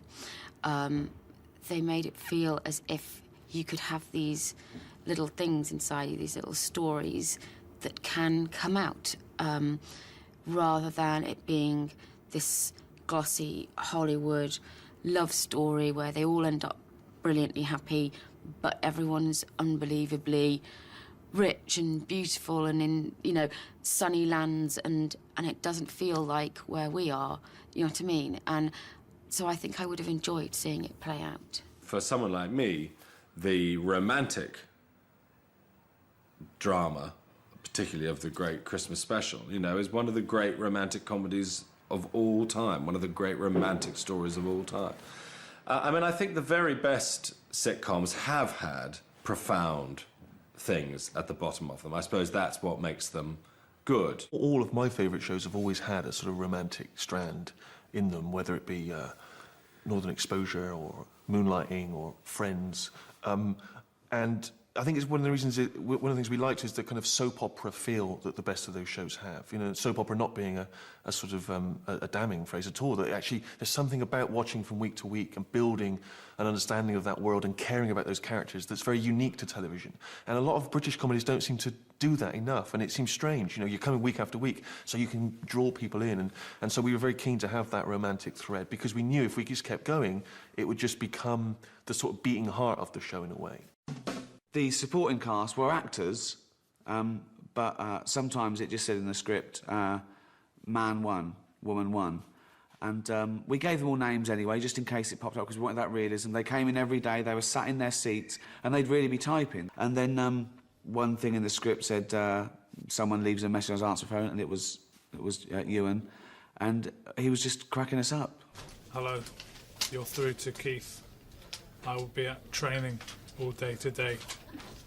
Please call me or leave a message and I will call you tomorrow. One of our pet hates was exposition, where someone walks into a room and goes, Jonathan, you know your sister, the one that went to the Gambia, who's a doctor? Yeah.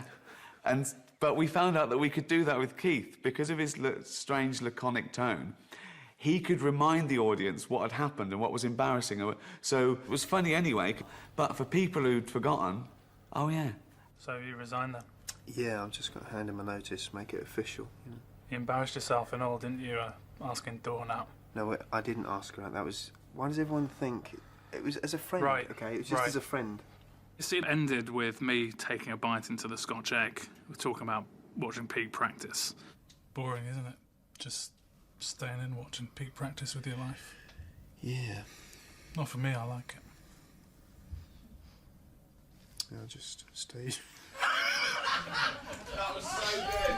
That was so good. Something would put us off or something would go and one of us would always kind of crack and lose it. And we just couldn't get it right. We got through 3 or 4 Scotch eggs, and eventually they had to give me ones back that had a bite taken out of them because they didn't have enough bought for the number of takes it took. So a couple of times I had to disguise a bite that had already been taken out and go in again. Boring, isn't it? Just staying in watching Pete practice with your life. Yeah, it is. Not for me, I like it. Yeah, I just stayed in at a big... It was one of the 400,000 scenes that we couldn't do in under 4 hours because it was just a lot of laughing, you know. I was the worst corpser of all. Yeah, I mean, it's strange because my job is to try and make people laugh for my own amusement, but sometimes that goes wrong and I can see fear in their face. Or I found myself funny and I'd laugh and ruin a take. Also, even if you've written the lines, if they're funny, I still laugh. What's the difference? A dwarf is someone who has disproportionately short arms and legs. I'm so sorry. What's the difference? A dwarf is someone Fucking who has... hell! You can't help corpsing. You can't help. You can help putting people off and making them corpse. But if someone's finding something funny, you know, I celebrate that, really. I thought I found a lump. I examine myself regularly. I get checked out. It's fine, but terrifying. Testicular cancer. Cancer of them old testicles. What's that? Oh, God, that was a great one. We'll do it again. Please. We'll do it again. Damn. Steve came over once in the office and said, Rick, it's like making your own TV show isn't interesting enough for you. You've got to have other things going on. And so, I do, you know, I multitask. I try and get something in the can, and I try and ruin the tape for my own amusement. Action. 9.99 pure silk, so I had to snap it up. OK. He can't stand to do the same take twice, and so he would change something about it every time. Action. And Wally Burton, 2 for 10 quid, so I went, yes, please.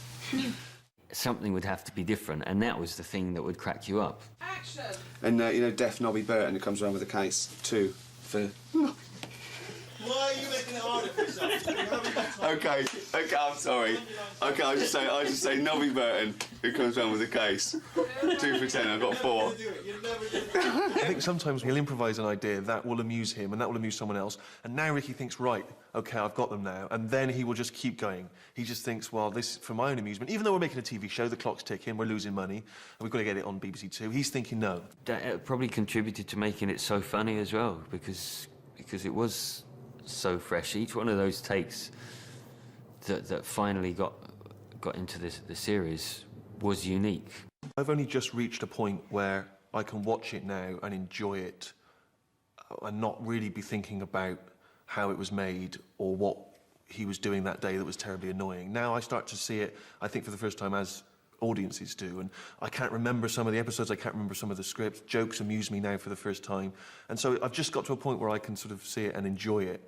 And now I feel more proud perhaps than I did then, because I really feel excited when I see a little clip of it somewhere, because it just feels such a three-dimensional world. I think that's the thing you're always trying to chase as a writer, is a world in which people believe those characters exist and that somewhere they're out there. And that, I think, you know, is its sort of greatest, for me at least, our greatest achievement.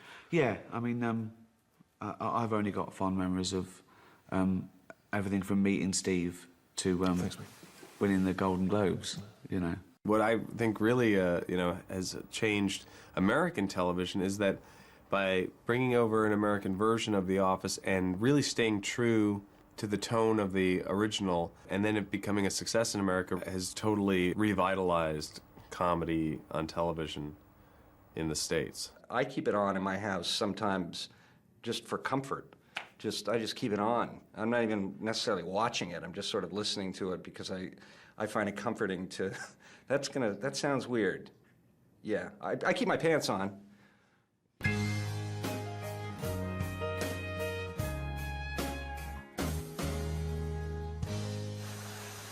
We've always been a bit staggered at how successful The Office has been worldwide, and I think that what I love about it the most is that the characters are essentially the same in the remade shows.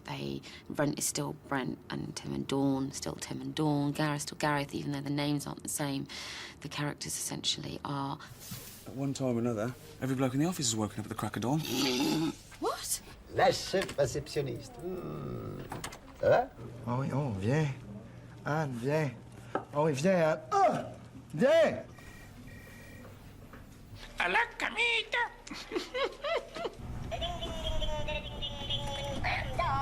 Put my stapler inside a jelly again. That's the third time he's done it. It wasn't even funny the first time. Il est chiant, il arrête pas de me mettre du fromage partout dans mes affaires.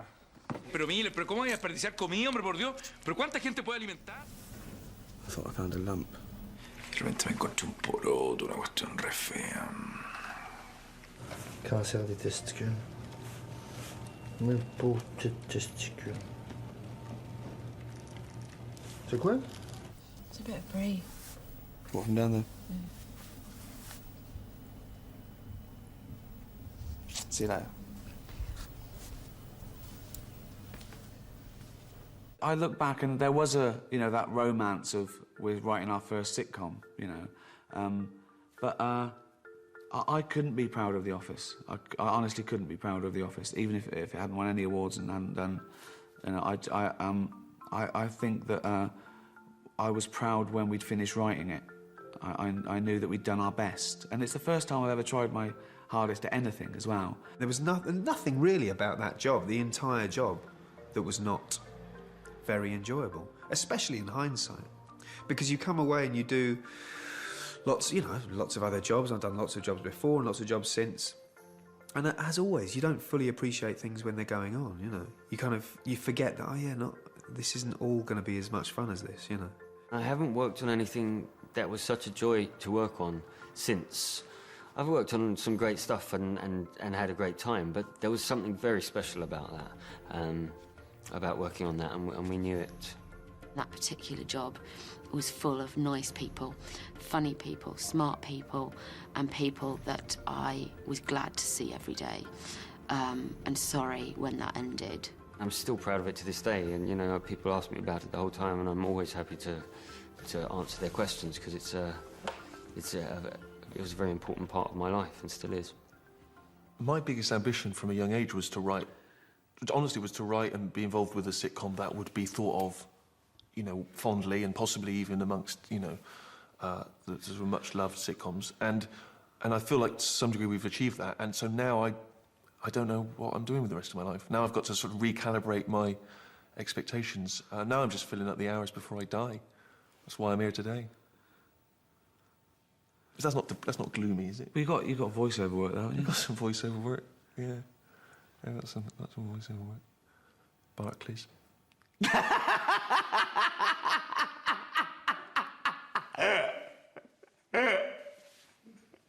Sell out.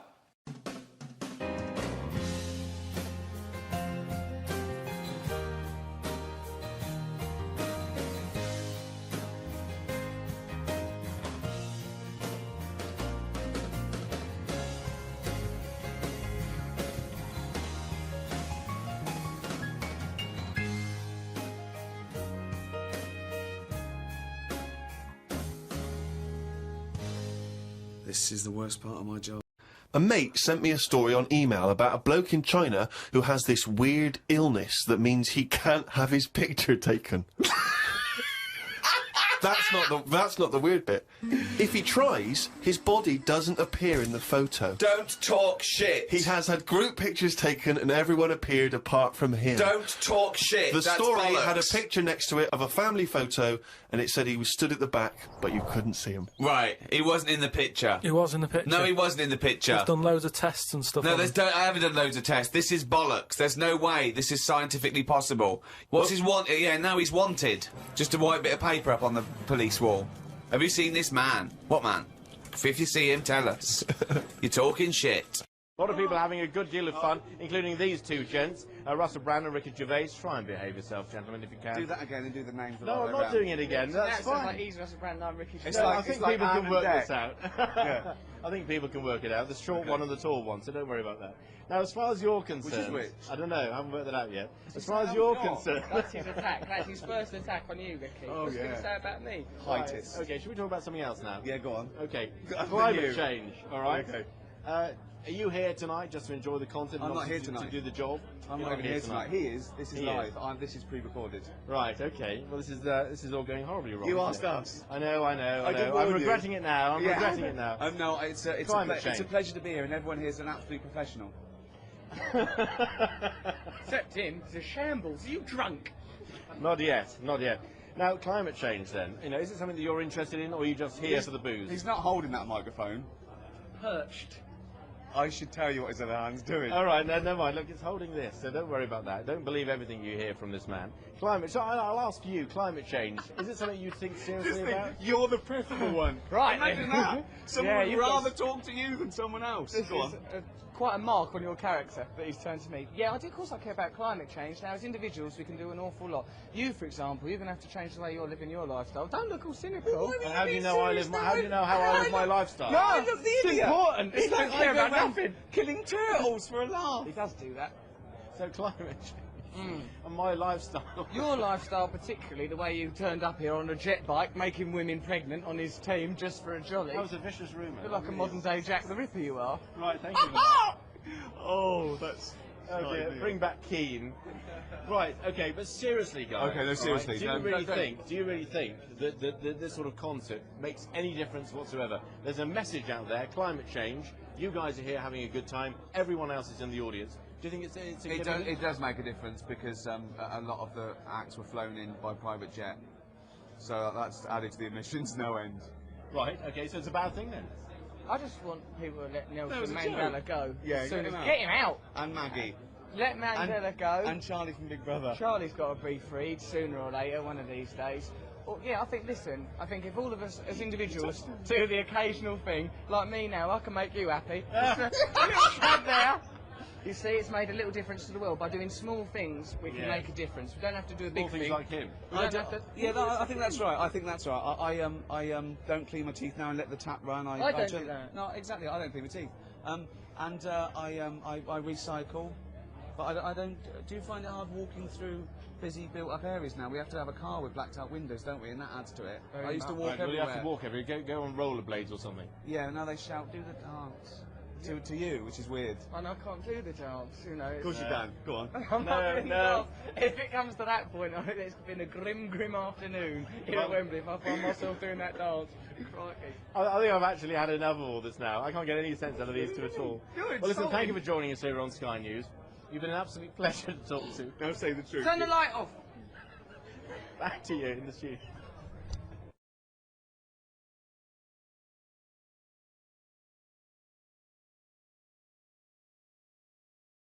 Did it with his feet. Go on. Well, it's just why pick the most hardest job to do when you haven't got any hands? Crush grapes. Or...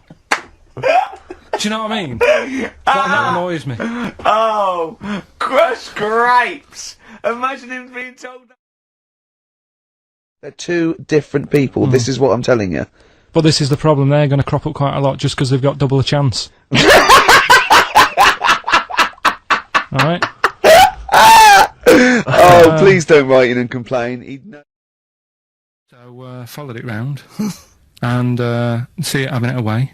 Turns out, little prostitute.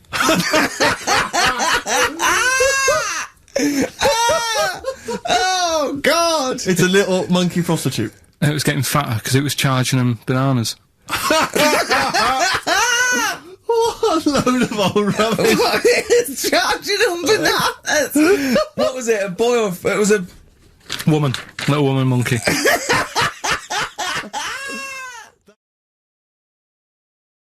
Well... The bit I haven't told you about is it's actually run by a couple of chimps.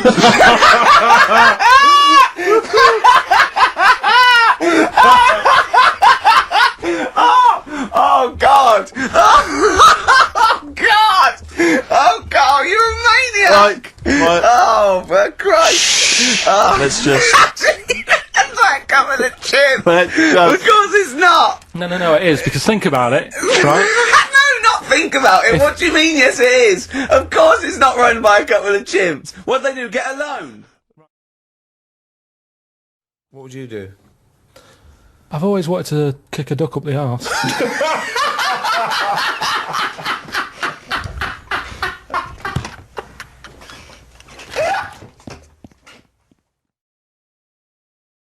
It was a chimp. They weren't happy about it. Of course not. Because now the owner of the chimp wants to enter it into the Tour de France. No!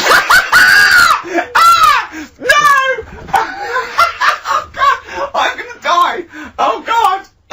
In 2005. Now, a couple of questions. I trust you'll be able to answer these. Oh, God! Steve, help me out. Right. So, the monkey enjoyed it, and it was like, well, I want to do it again, right? But they were like... So how did they know that? How did they know he wanted to do it? Just the way it looked and what have you, it was like... Fuck off! Just the way it looked! You are a maniac. So the thing is, though, right... It's a bit weird. So I just got out of the car to look at a bright light, and I got back in the car and I grew a beard, and she said, never mind your beard, where have you been for 3 days? And what had happened is... He passed out because he was pissed. No. The UFO had taken him for 3 days. Different people. Is this all the information? Is that the entire story? It was 3 different people. Did you fall hassling asleep him and not read about the end? A fire that didn't happen, about a wife that didn't exist, and a cat that didn't look happy.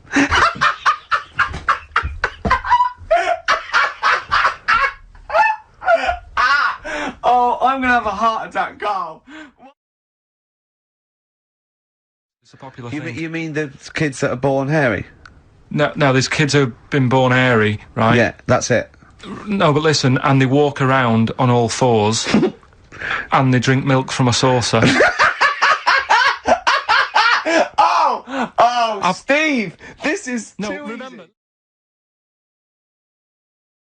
easy. Physics. Yeah. It was going on about the nuclear bomb and how powerful it is, and they put a manhole cover on top of one. Okay. Blew it up. Yeah.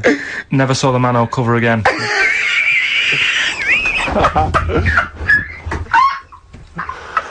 Man alive, Carl. Unexplained. What's going on there? Something weird is happening there.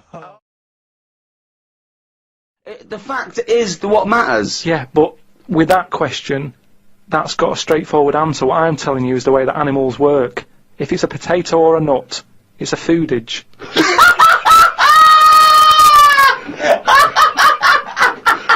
And once again, I return you to my question as before. What's your point? What point were you making?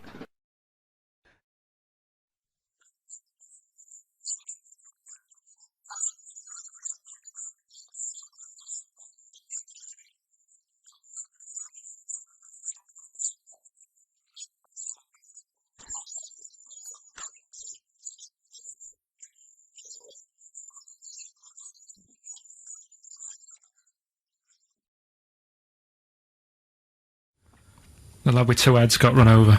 That's it. What? How is that Cheeky Freak of the Week?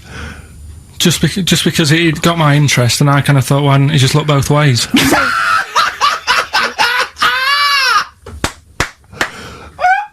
I'm intrigued to know Why wasn't he looking both ways?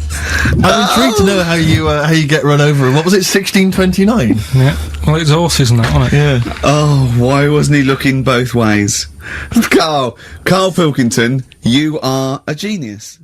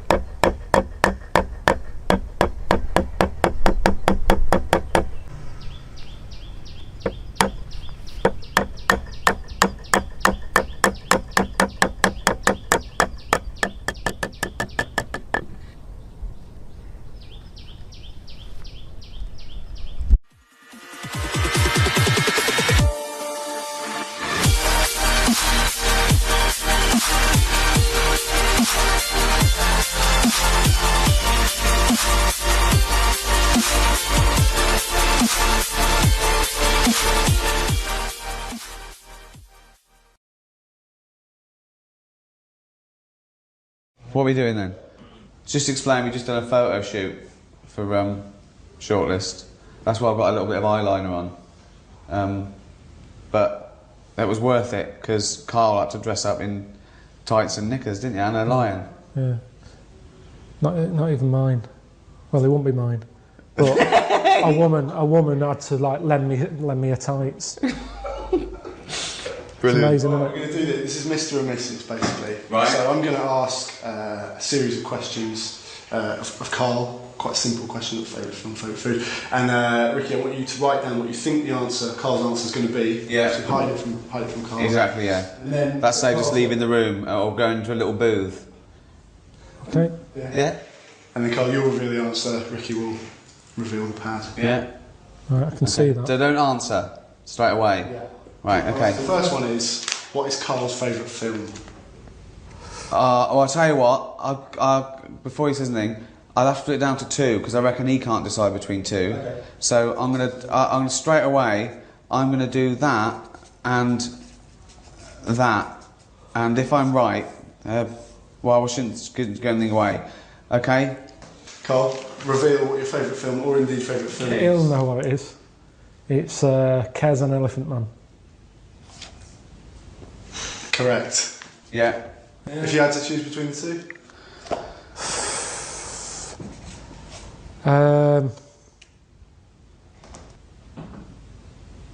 Probably Kez.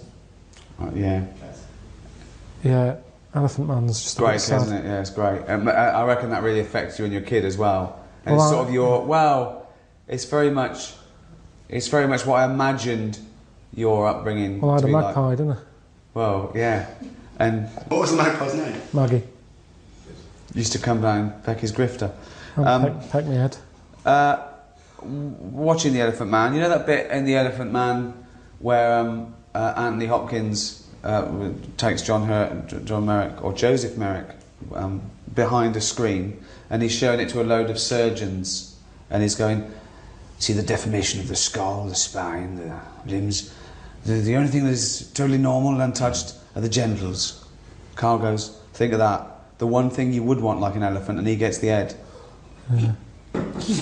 Good film, that. Right, next one. We'll go for the next one. Karl's favourite food. Oh, okay. I'm going to be very specific here. I think we're talking about a meal, are we? Yeah, yeah. Oh, God. What, an actual main course? Yes. Well, I mean... You're not going to know this. Well, I'm gonna put to get me. Okay, I've gone for something sort of like a specific, but that gives me a bit of leeway. So I could be totally wrong here. All right, Karl, please reveal favourite food.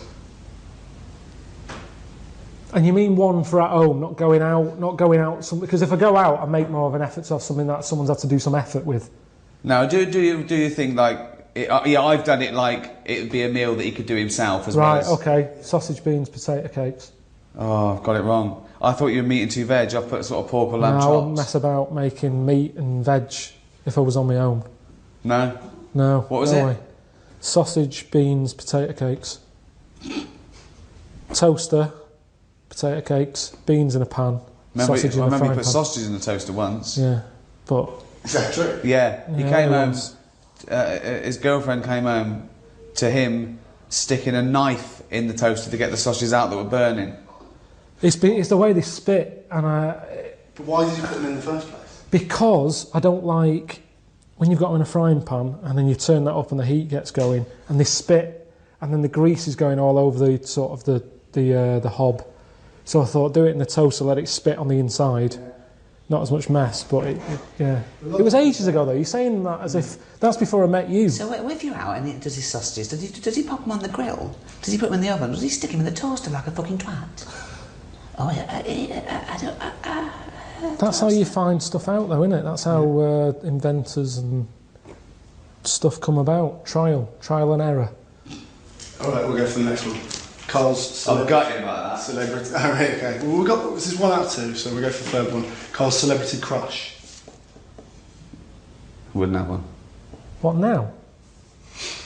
Yeah. I'm nearly 40. Do you mean a celebrity crush? That's Do one when I'm a kid or something. That's maybe. the point.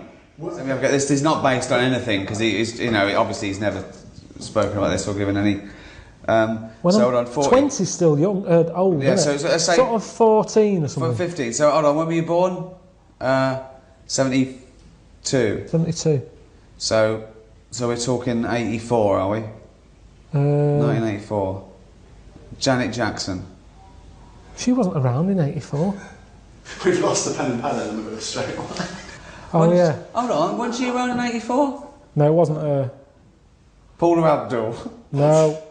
You guys just know! So there's an answer. There is someone who at 14 you thought, oh, she's nice, and I've got to guess who this woman is in 1984. Debbie Harry. No. You don't know yet. No. 84. Probably one of Bananarama. Why is that funny? Because it's so random and specific. Anything you said is funny. Anything you said is funny. But it's also one off. They haven't got anyone in mind. And there's been about 9 members of Bananarama. Narrow it down a bit. No, come on. Which one of Bananarama? God, I don't know what they're called. It was the darker one. The dark-haired one. Yeah, good. Next one. What if I had that? The darker one in Bananarama. Alright. Well, remember, you've got to write it down. Okay. Yeah, we're going Sorry. Carl's favourite book. Oh. Okay, now. You know this? Well, but are we talking novel, fiction, or what? I think we're talking any. Just a book. Any book. Like if you had to take one book to a desert island, what would it be? You know, I don't know why you're not writing it out. Well, shut up.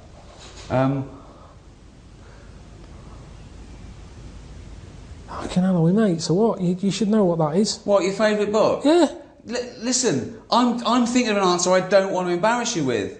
A book of freaks that he carried around for 6 months. What's that? Oh, you're joking. That's your favourite book. It was a pamphlet. It wasn't a pamphlet. It was about 40 odd pages. It's my It favourite was the book. 50 top freaks given away with some dodgy old fucking magazine. It was with FHM, and it was like a freak book. That was interesting. And you count that as a book? Well, what would you put then? I've never seen you with a proper book, ever. So don't start lying and give me a load of old shite that it's someone like Nurture or something. 'Cause it isn't. Nurture. What book would you pick? Friedrich Nurture. What? No, you're right. He was right in a way. It is the Yeah, freak Book of Freaks. Let's go for the pad. Let's go for 50 the top. do Oh, the no, I pad. got that. 50 top freaks. No, well it. 50 top freaks. Yeah. Do you know what? Do you know how he liked it? Because number 50 was a fellow with 3 legs. He was so No, excited. there was he went, loads. Huh? No, number 50 was the bloke with 2 heads. Was it? Yeah, because I said Jesus. What's number 1? Yeah. What was that? Was a bloke shagging a chicken who got killed Number by a 1. rock. Oh, wonderful. Wonderful. Carl's favourite song. Okay, again. Okay. I'll have to do. I'll tell you that he's got a favourite song. Are you just For a going reason. for 1 or 2? Oh, no, I'm going to go for a couple here. I'm going to go for. They've both got a theme, and then I'm going to do tune as well. Okay, I've got 2 songs, and then I've got like an instrumental. Right, I'll go for Stranger on the Shore, Acapulco. Alright. And then I'd go for Elvis in the Ghetto. Is he getting them? Yeah. And there's one more, yeah? Yeah.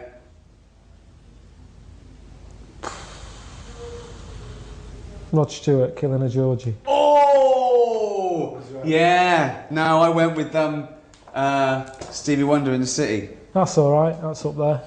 Yeah. Not He bad. likes a song with a story. So anything... I'll tell you another one as well. Wonderful Tonight. Yeah, that's... Like that, didn't you? Yeah. Convinced it's about a disabled fella.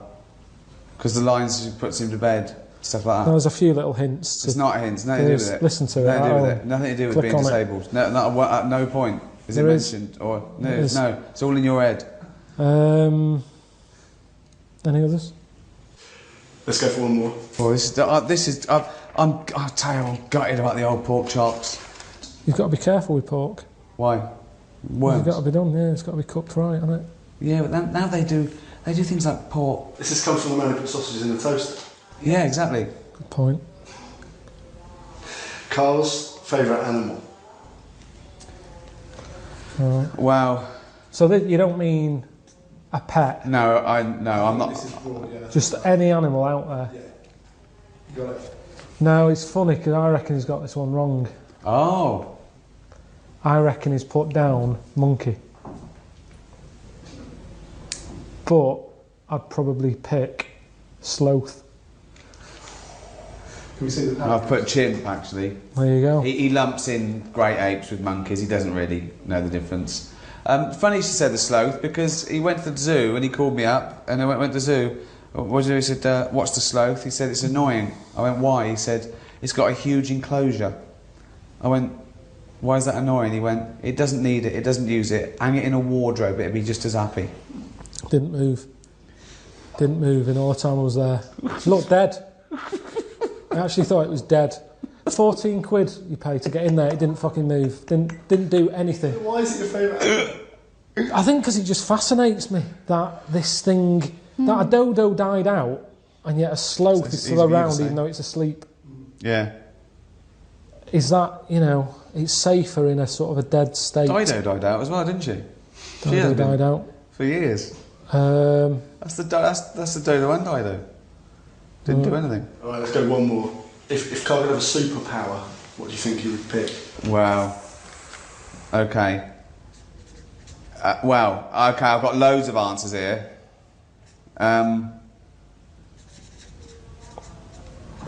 I think the general public would know one of them. Oh, yeah. But they're not, that's a joke one.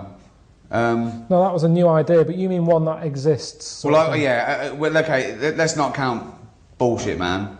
Right. That's not really a bullshit, superpower, man. yeah. That's what I mean, that's a made up one, but you're talking about one that people go, yeah, I'd have that. Flying, invincibility, that sort of stuff.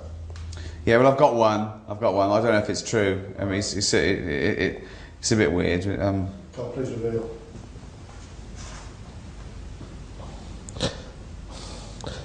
It's one that I'd pick, but I'm still not 100% if it's the right move. I don't think you've gone for it. Oh, I've gone, okay. Shape-shifting. Oh, I went for invisibility. Can we see the patterns? Sorry, I went for invisibility. Why shapeshifting over invisibility? Just because you know what shape-shifting is, you can sort of be anything you want. What would you be now? On a day like today, probably a blue bottle. Why would you be a blue bottle? So it's the right weather for it. But I'd only do that for a bit. No, they haven't. No, that doesn't make any sense. Why is it, you see them in this weather because they're buzzing around and it's their time of year where they've. Yeah, but we don't have to be a blue bottle to enjoy the weather, do you? No, but I've got to be something else, haven't I? Yeah, but why a blue bottle? What would you pick on a day like today? You wouldn't want to be a buffalo, a bison in this. Be well hot.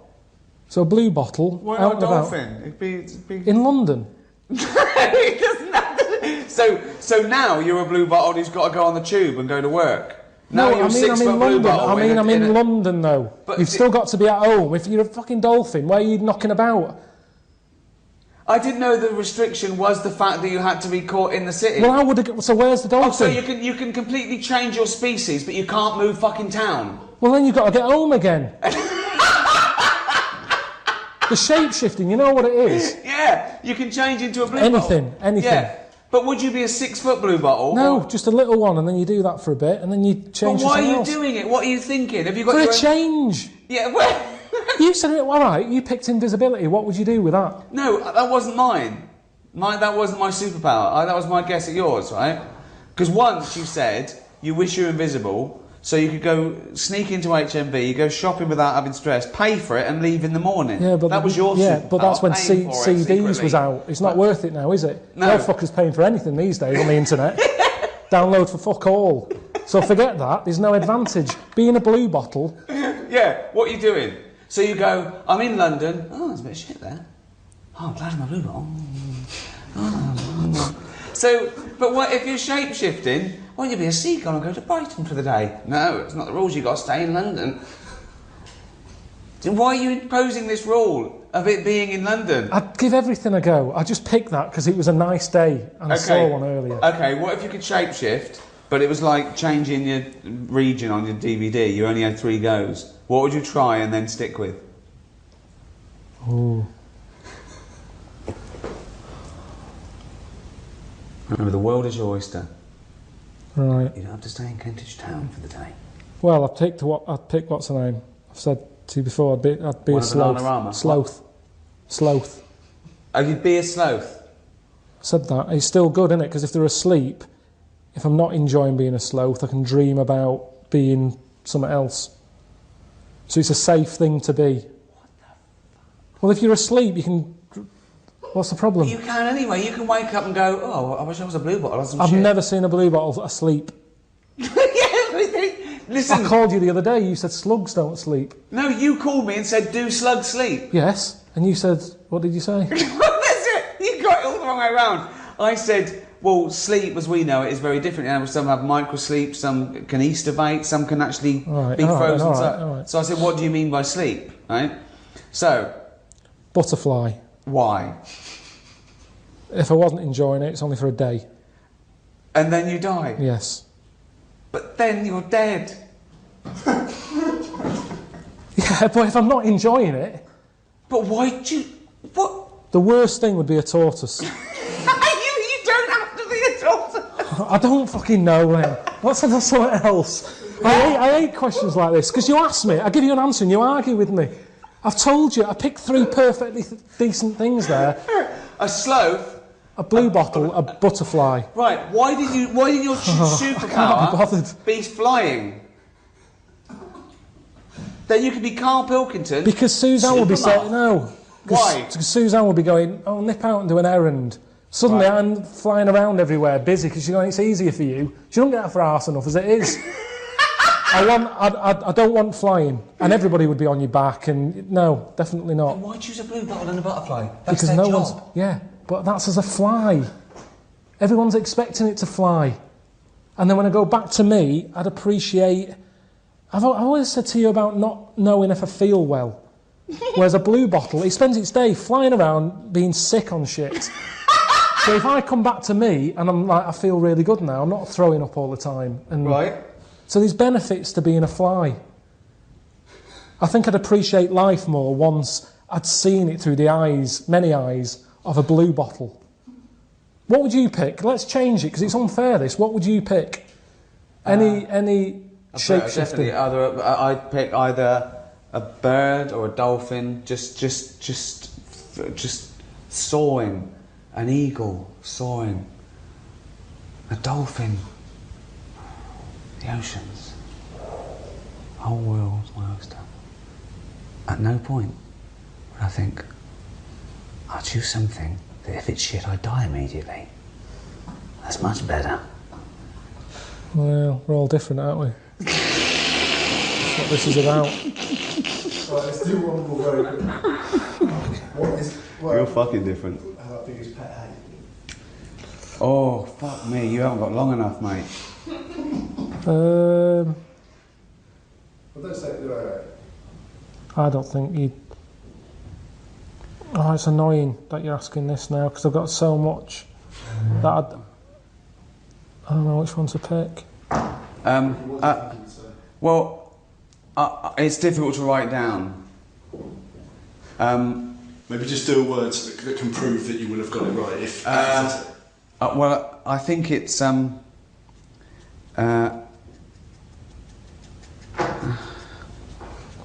Oh. There is one word, and it sort of applies to all the things you might say that annoy him, but I don't know if what's your pet's hate? Just when they shit somewhere. What? Oh, when they shit somewhere and you can't find it and it stinks. What? I hate that. Isn't that funny? I didn't get that. What do you mean? Just what have you thought? Faffing.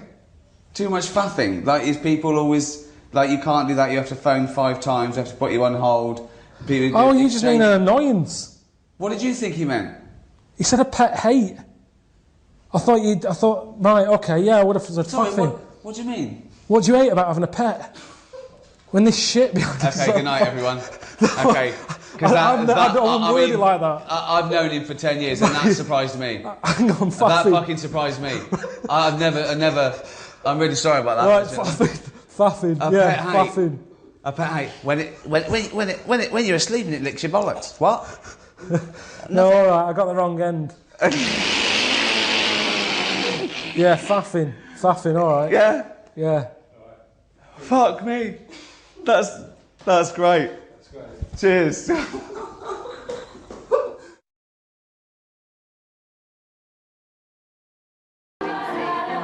not my sort of thing, singing and dancing. We've got enough singers and dancers anyway in the country. Why we still have Pop Idol and X Factor? Everyone's singing. I mean, this is a school. Look at them. They're not doing English and maths. Piss arsing about, jumping to Van Halen. Where's the doctors? The plumbers? When I had a problem with my boiler, I had to wait 2 weeks because no plumbers about. If I need someone to come around and sing and dance, loads of them, but we've got enough.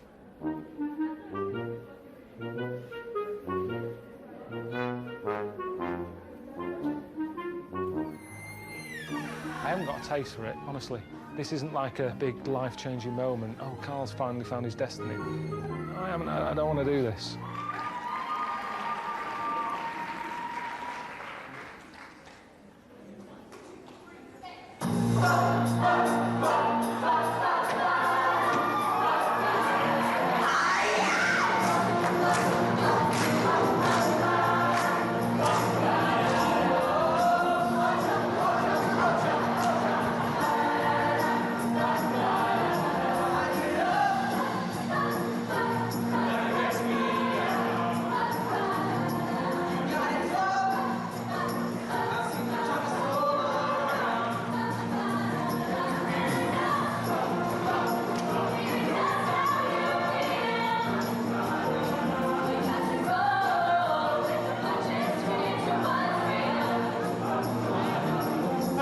See you standing there with your back against the record machine. Ain't the worst you can see.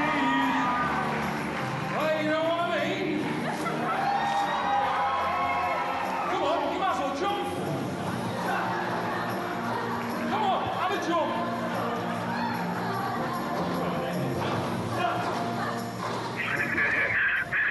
I can't imagine you singing. I've never been that embarrassed. Do you know I always say to you that you give me anxiety dreams? I panic and stuff because of the things you set up. And that time when I had a dream about being in a toilet and you opened the door and there was a big audience looking at me having a shit. It was exactly the same feeling I had in my dream as that. I just wanted to wake up and for it to go away. It was shocking. The weird thing about that dream, it's not particularly sort of Freudian or symbolic, right, as an anxiety dream, because I often open the door when you're having a shit to annoy you. That's true, actually. So, yeah. It's quite a justified dream. That's normal. Have a great time, man. I'll see you soon. All right. Karl, it's what we've all been waiting for. Oh, chimpanzee that monkey news. All right, well, this one sent in from Sam in New York, right? And it's about a fire that happened, right, in a really... Do you know, like in New York, they have loads of big buildings, don't they? Yeah. Mm-hmm. Right, really, really tall ones and stuff. Skyscrapers. Yeah. And there was a fire in one of them, right? So they did as expected. They called up, fire brigade and that. They turned up, right? fire engine parked up. It's like, right, where's the fire? And they said, oh, it's on like floor 100 or whatever. And they said, oh no, we've brought the fire engine with the short ladders. Stupid mistake, but go on. Right. So anyway, so they said, well, how are we going to get up there? Yeah. We can't. But they've only brought the short ladders. No, we can't. Let's go home. Yeah. Okay, that was monkey news. So they said, well, there's a lot of like grippage. Because they made up words. The firemen, the NYPD firemen. There's a lot of grippage On the side of the building and stuff. So anyway, they said, why don't we just go and get a monkey, right? So they got a monkey. Yeah, that's a bit of a jump. Is They that just- policy now in the New York Fire Department? Well, you've got to think quick, haven't you? At the end of the day, if people are up there, you don't start querying if it works or not. You try everything that you can to help someone out, right? That's the first thing I thought of, was it a monkey? So it was quicker for them to go and get a monkey than to go back and get the long ladders. Why don't they get Okay, fair enough. Why don't they get Spider-Man? Yeah, call Spider-Man. Yeah, call Spider-Man. So anyway, so they got a monkey down there, and they said, right, well, Where'd they get it from? We don't know, from the local zoo or something. Oh, like yeah, that. yeah. So they said, look, let's, we've got to remember there could be someone up there, and it'll shock them a bit if a monkey comes in, right? Yeah. So they said, Yeah, I don't think they'd care. If their building's on fire, they're not going to go, oh, it's weird, there's a monkey at the window. They'll be screaming, save me! Oh, there's a monkey. Oh, where are you from then? So they said, right, we'll just get it a little small uniform and that, the smallest you've got. But whoa, hold on though. Actually, where are you going to get that? I'm going back to the station. We'll get the long ladders while you're there. No time. No time. No, I bought the small uniform. I just didn't bring the long ladders. You're an idiot. So anyway, it goes up there. It's got all the kit on and what. It's got its little harder on and all that. It grabs. There was like a little person up there. Manages to grab that. Not give it a little. Who was up there then?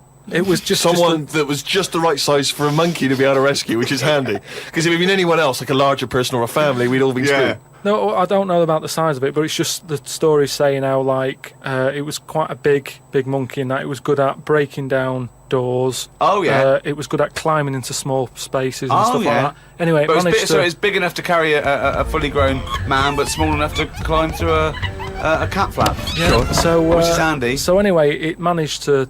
Did get it have the boots person. on as well? It got the person and everything, and now it says it's sort of it's on call if they ever need it again. So. Sure, and if they ever get anywhere again and they've forgotten the long ladders, but there's plenty of grippage, they just call for Coco. So that's this week's monkey news. Bollocks. Anyway, Rockbusters, Carl. Go on. Should we get the ball rolling? Let me just find the gifts here, the little treats. We've got the album from the Coral, you know what I think about that. We've got Carpet in Sound Feeder.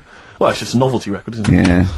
We've got, on DVD, more great comedy moments, favourite clips from the best of contemporary BBC comedy. We've got Partridge on the front there, we've got one of the guys from Red Dwarf, and brilliant. Good stuff on there. Smash Hits, the reunion, more great 80s tunes, Kajagoogoo's on there, plus some stuff... Too Shy?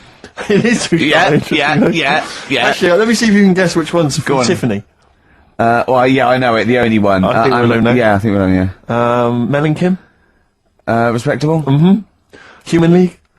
That'd be... Oh, wow, what would they have got, Don't You Want Me? Of course. Yeah. Yeah.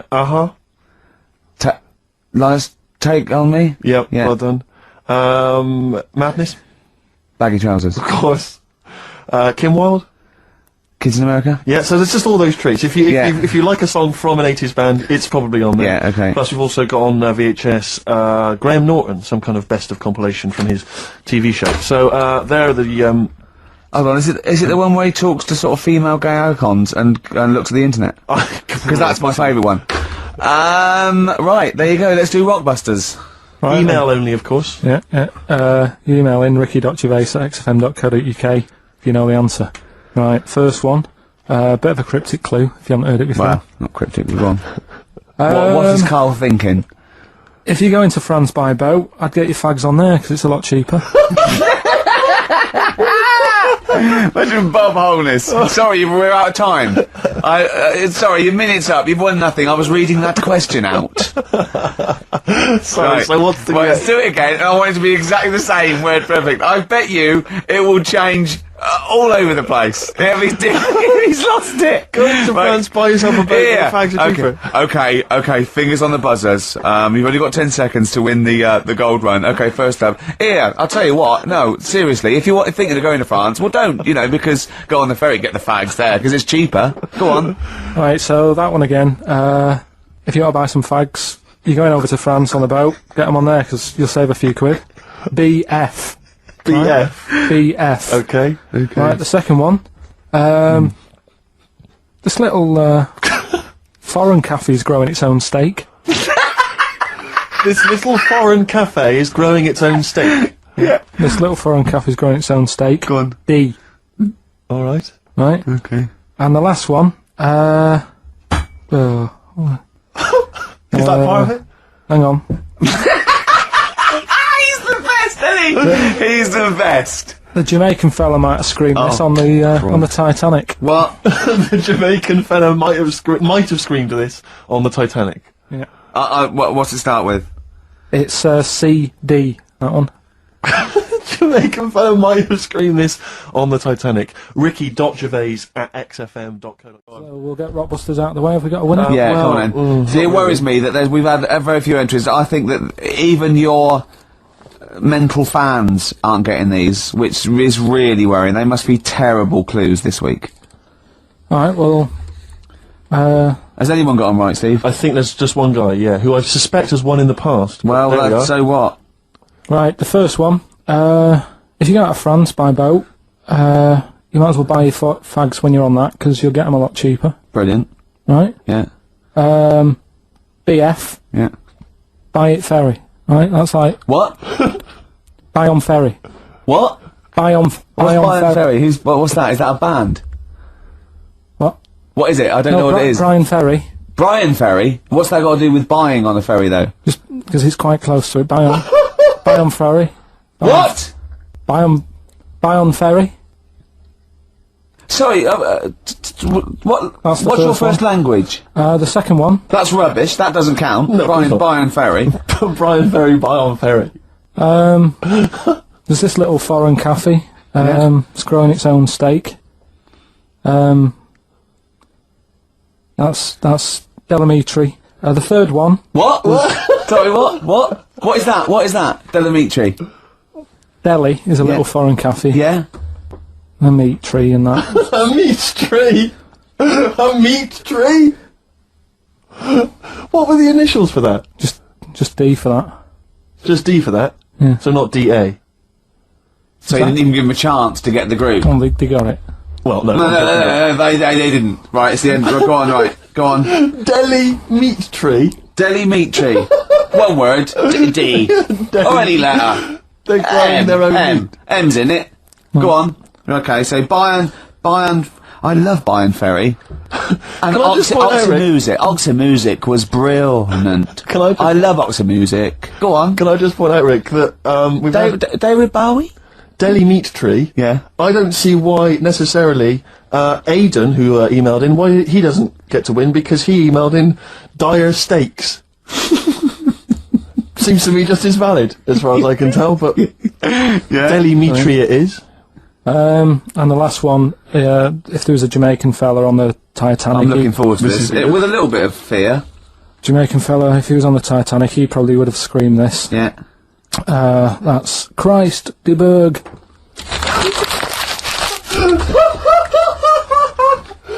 Oh!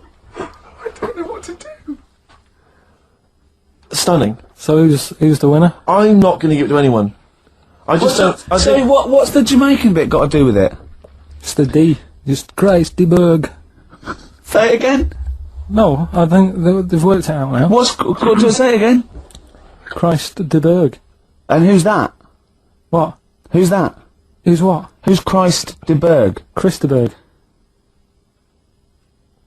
Who's the winner, Steve? Do you know what? I'm going to give it to Aidan, because he just treated you with nothing but contempt. Steve Martin emailed in again. He got the first two, and then the last one he just emailed, I neither know nor care about this answer. I'm tempted to give him one. Do you know what you've done there, don't you? Go on. You've put the nail in the coffin of Rockbusters. I warned you for 3 weeks, and you sort of bucked your ideas up for a little while. But Christ, Those are the worst you've ever done. The worst Delimitri. So and didn't it just put D, and then Bayern Ferry, Bayern Ferry, Bayern Ferry.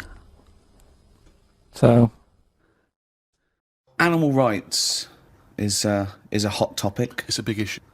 What rights should they have? We test drugs on animals, and we're basically saying if they die, they die. We'll learn something from them. People do make distinctions between animals' rights. They know that it's probably more acceptable to kill an ant than punch a cow.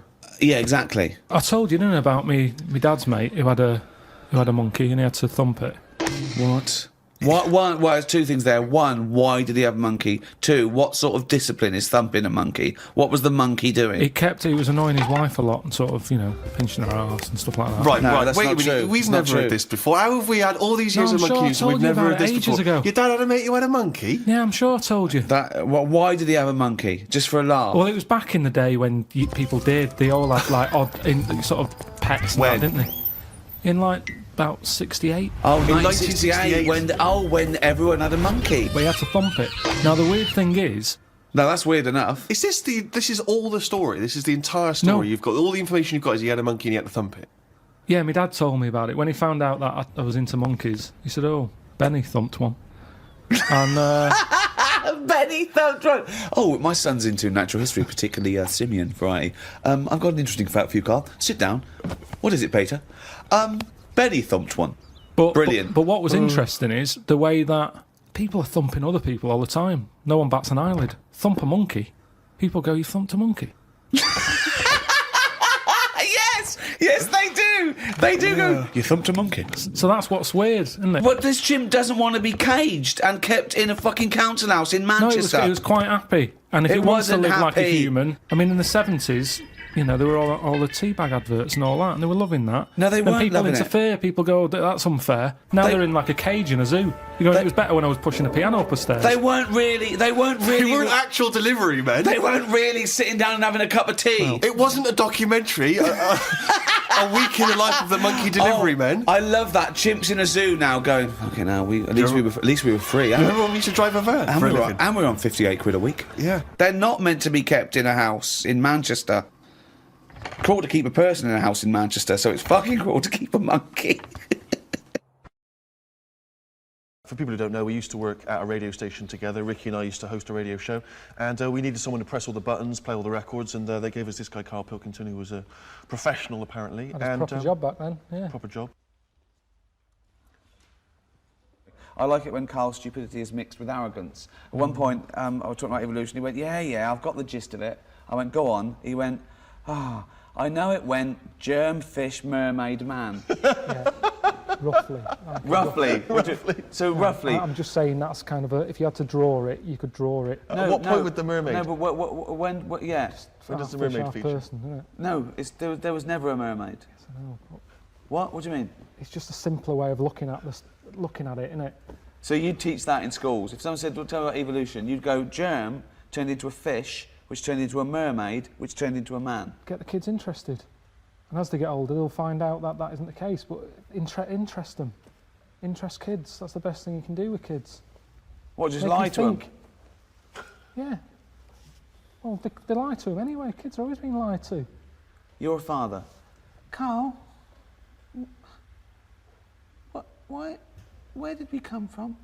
Carl, tell me about evolution. Do you know yoghurt? Yeah. It's got bacteria in it. Yeah. It's got friendly bacteria. Yeah. Well, the really friendly bacteria gets together. They have a bit of, What? Just have a bit of fun. What do you mean? What's fun? What do they do? What do you mean fun? Just have a bit of fun together, just Does fun? What does fun make? Well, when you put a lot of bacteria in like a plastic... Are you tired yet? Is it time for bed? I don't know. It's difficult. I haven't got kids, have I? I don't know. I haven't had to worry about that. I've never ever seen someone try to explain how babies are born by using yoghurt as the first point of reference. Yeah. And fun. A load of bacteria get together and have some fun. Okay. No, this is good, yeah. That's interesting. And then what happened with the bacteria? But how did humans come about, though? Because we're nothing like bacteria or yoghurt, are we? But I'd say, you see, this is what I'm saying to you. Well, let's do it. No, mate. Well, mate, I'd say, do you really want to know what? Are you just asking me this now because you want to stay up late? No. You really want to know? Yeah. Well, tomorrow, go on the internet, type it in. What's the internet? On the computer. Have a look. Type it in. Type what in? How do you have a kid? Pop it in YouTube. Pop it in YouTube. How do you have a kid? Pop it in YouTube. The way you are. Well, I'm starting my trip up Mount Death tomorrow morning, or whatever it is. Wasn't really worrying about it that much, and then it's just suddenly hit me. It's big. It's a big hill. I mean, it even looks high up on that, look. There's clouds by the side of it. And now you're giving me all this clobber. Hook shot. In case I need that, because it's high up. Bombchi. Never heard of that. Don't know what that does. Some sort of foodage.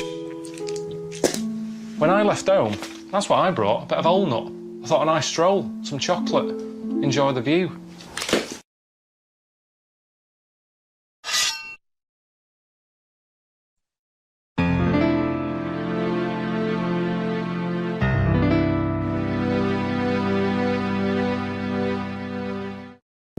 I said to Suzanne, I'm sick of it. She's going, you need to do it when I get a new kitchen.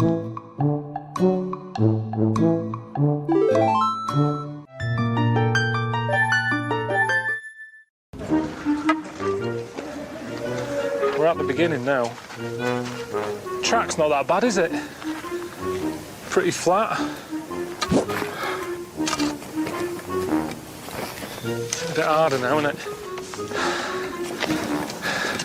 Shit, it's not a hill, is it? It is a proper mountain. It's best not looking up. It's always best not knowing how far you've got to go or anything, really. All right, boy. Thought I'd arrange a little break from the road. I know you're into your body popping and, you know, singing and little donkey and that when you were younger. So I thought you'd fit right in. All right, boy. See you later. I'm shattered, do you know what I mean? And now I've got to turn into Lionel Blair. Just like that.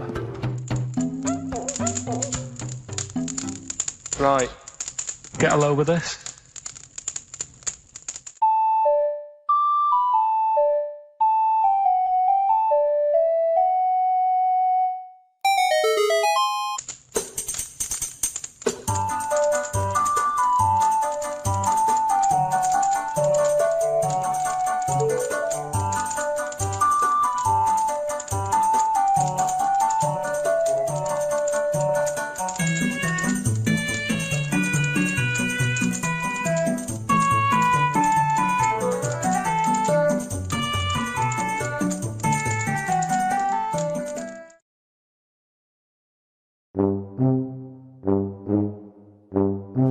When Suzanne's mum does a Sunday dinner, it's like that on a plate. Piled mash, Yorkshire pudding. It's like that, honestly. We don't talk for the first half an hour because we can't see each other. Just sat behind mounds of food. And even though I'm hungry, I go, I can't eat all that. That's that for me. I've been overfaced. Well, I'm prepared to give it a go. Jesus. I mean, I know I look a knob. I always do in a helmet.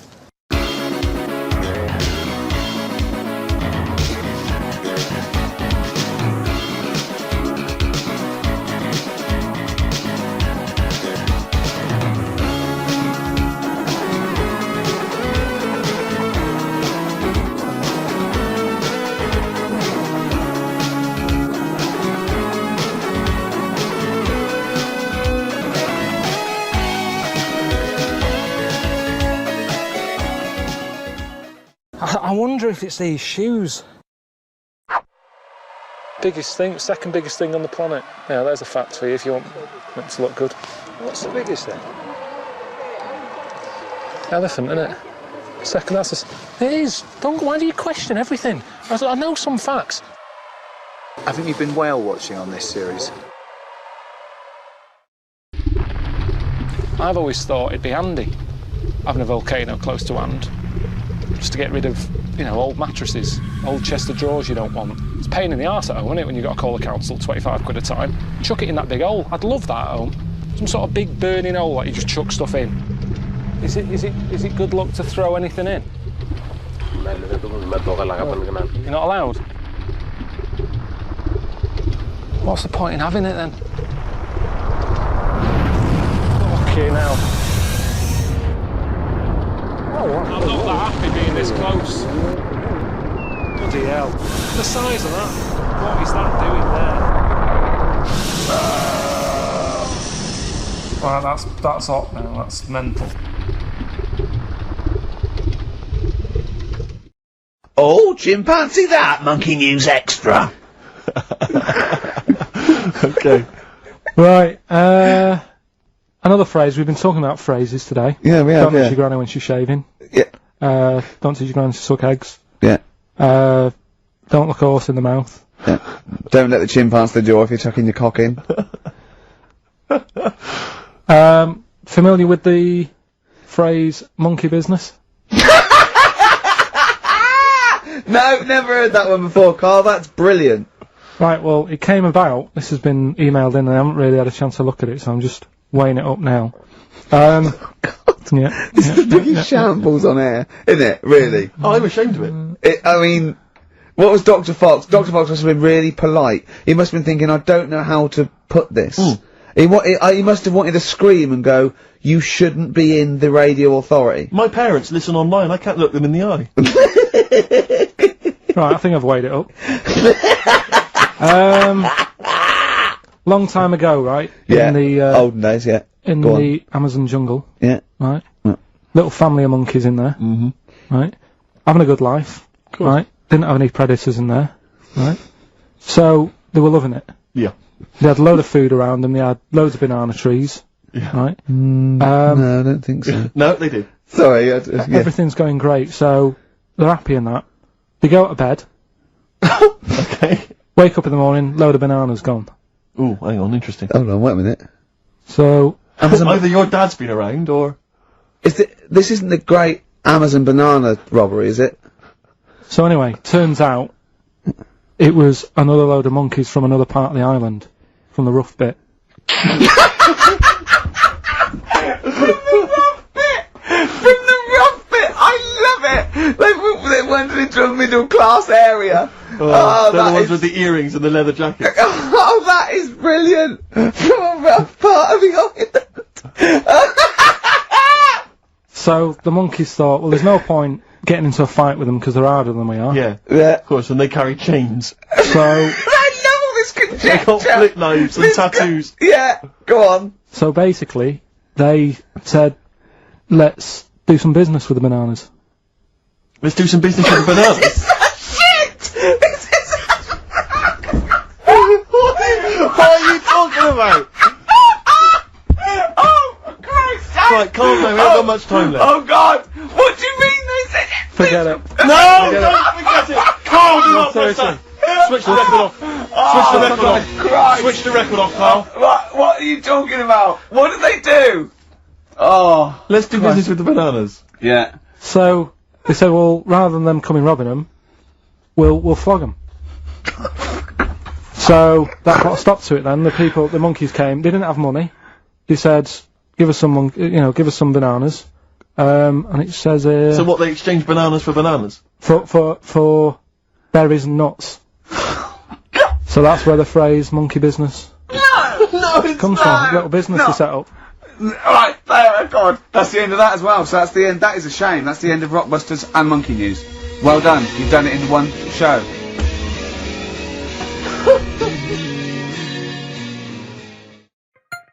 Have you ever wondered how artists create such an epic sense of scale in their work?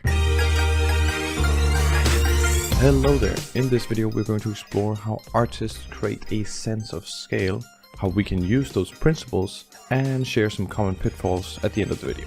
Let's get started.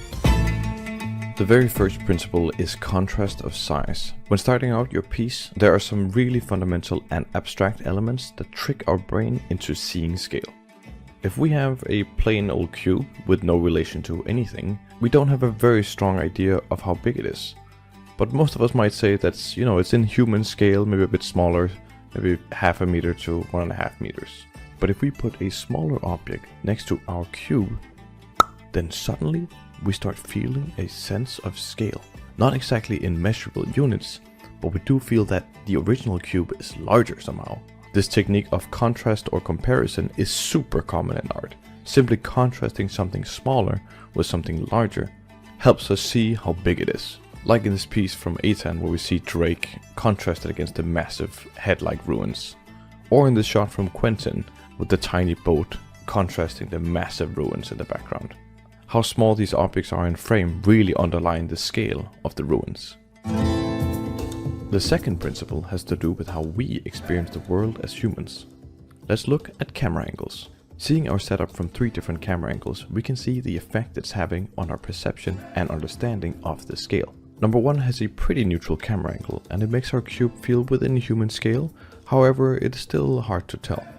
Number 2 has a camera tilted upwards and it feels like we, the viewer, are looking up at the cube and therefore it feels larger. In number 3 we have our camera tilted down and therefore everything feels smaller because it feels like we're looking down at the object.